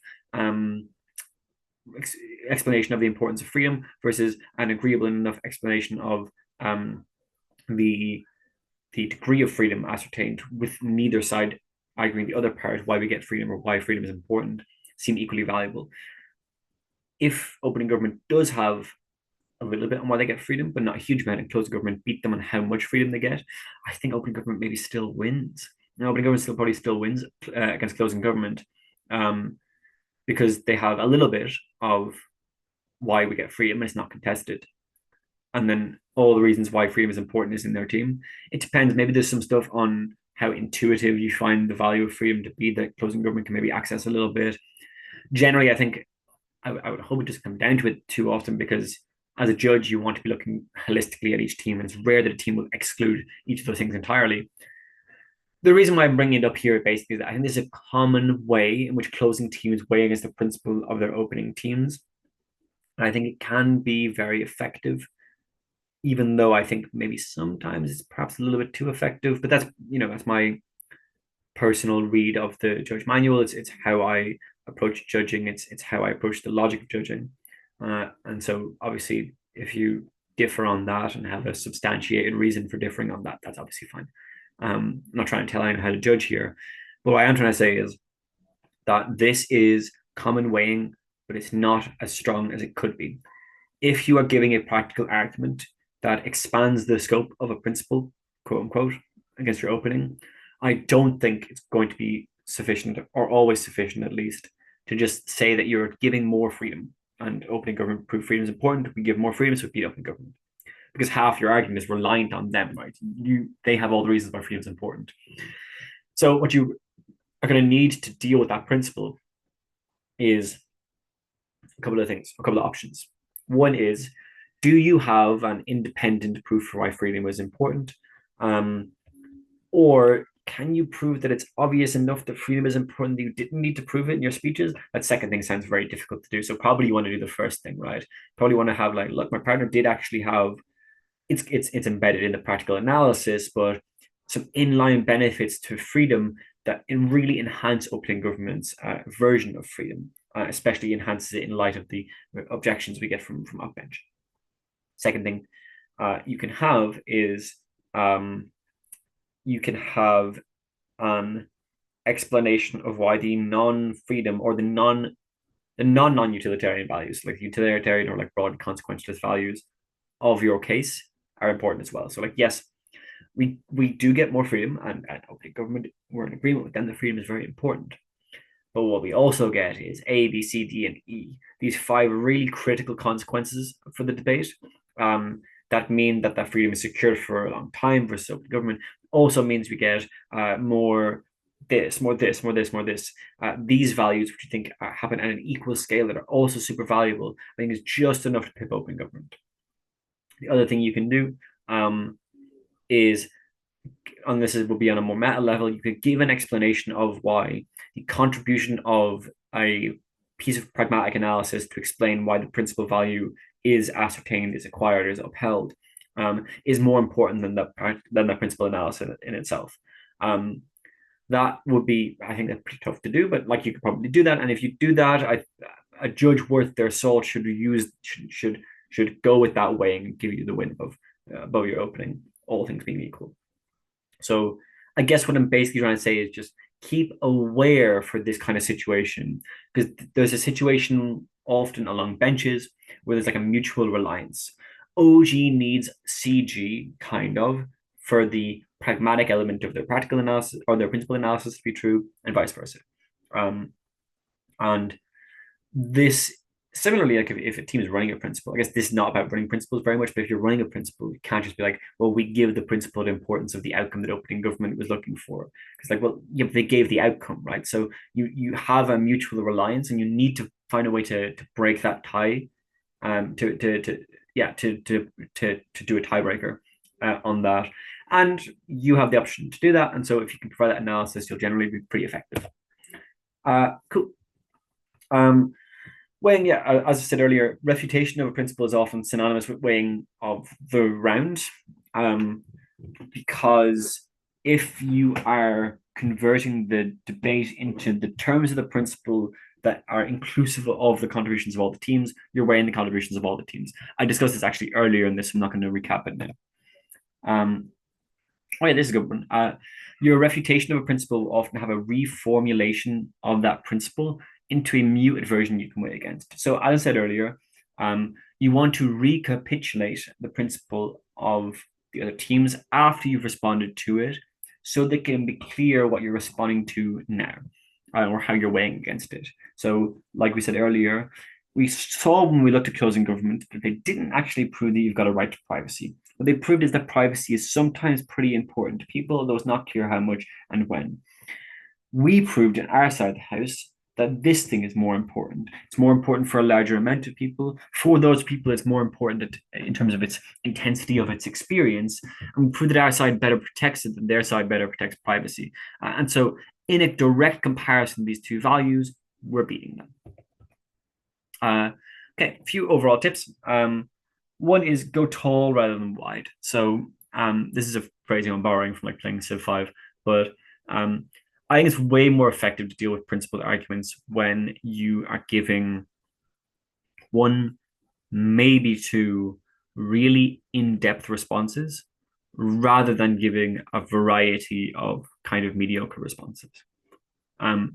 Particularly so for principles. You can get away with that for practical arguments sometimes, because you can hammer out a bunch of things that really decrease the overall plausibility of a practical argument. For a principle, I think it's more difficult. And so because it's more difficult, I think it's better off giving one or two. You don't need to exclude everything, but what you can do is something more to the effect of like, well, look, okay, closing government make their argument about this.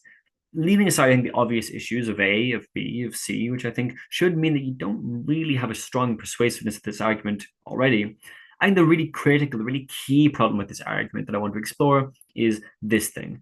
And so I'm going to talk about this thing now for a little bit, yada, yada, yada, yada, yada, yada. So you can include components of other flaws in the argument as kind of by the ways, that get the judges thinking, and that kind of suggest a little bit that there's flaws in the argument. But you want to focus, I think, on the critical things, because otherwise, if you go too wide, you'll be shallow and you won't be able to properly respond to the argument. Two, the judge isn't in your head with you, so you have to explain the significance of your refutation and recapitulate as you go. And this is also partially why you spend more time with an individual response than just throwing stuff out, because the implication of a response is less clear or less intuitively clear for a principle than it is for a practical argument a lot of the time. So you need to say, just when you're like, if a team makes an argument about agency, you're like, well, free will doesn't exist for three reasons. A judge might not obviously follow what you're doing there. And so you need to go through the steps. It's like, well, look, if that's the case, then a strong conception of agency can't be what closing government are looking for. It must be something more similar to the feeling of agency, feeling empowered, feeling like you can do things. But if that's the case, our analysis actually serves this much, much better in these three ways. Or it can be, look, I've responded to this premise of their argument in a lot of detail. Here's why that premise was so important for the rest of their analysis, such that without that premise, their argument cannot stand. It is not plausible without that premise. That kind of thing. Three, teams will very often make mistakes when proving principles. Listen out for them and be attentive and make the most of them.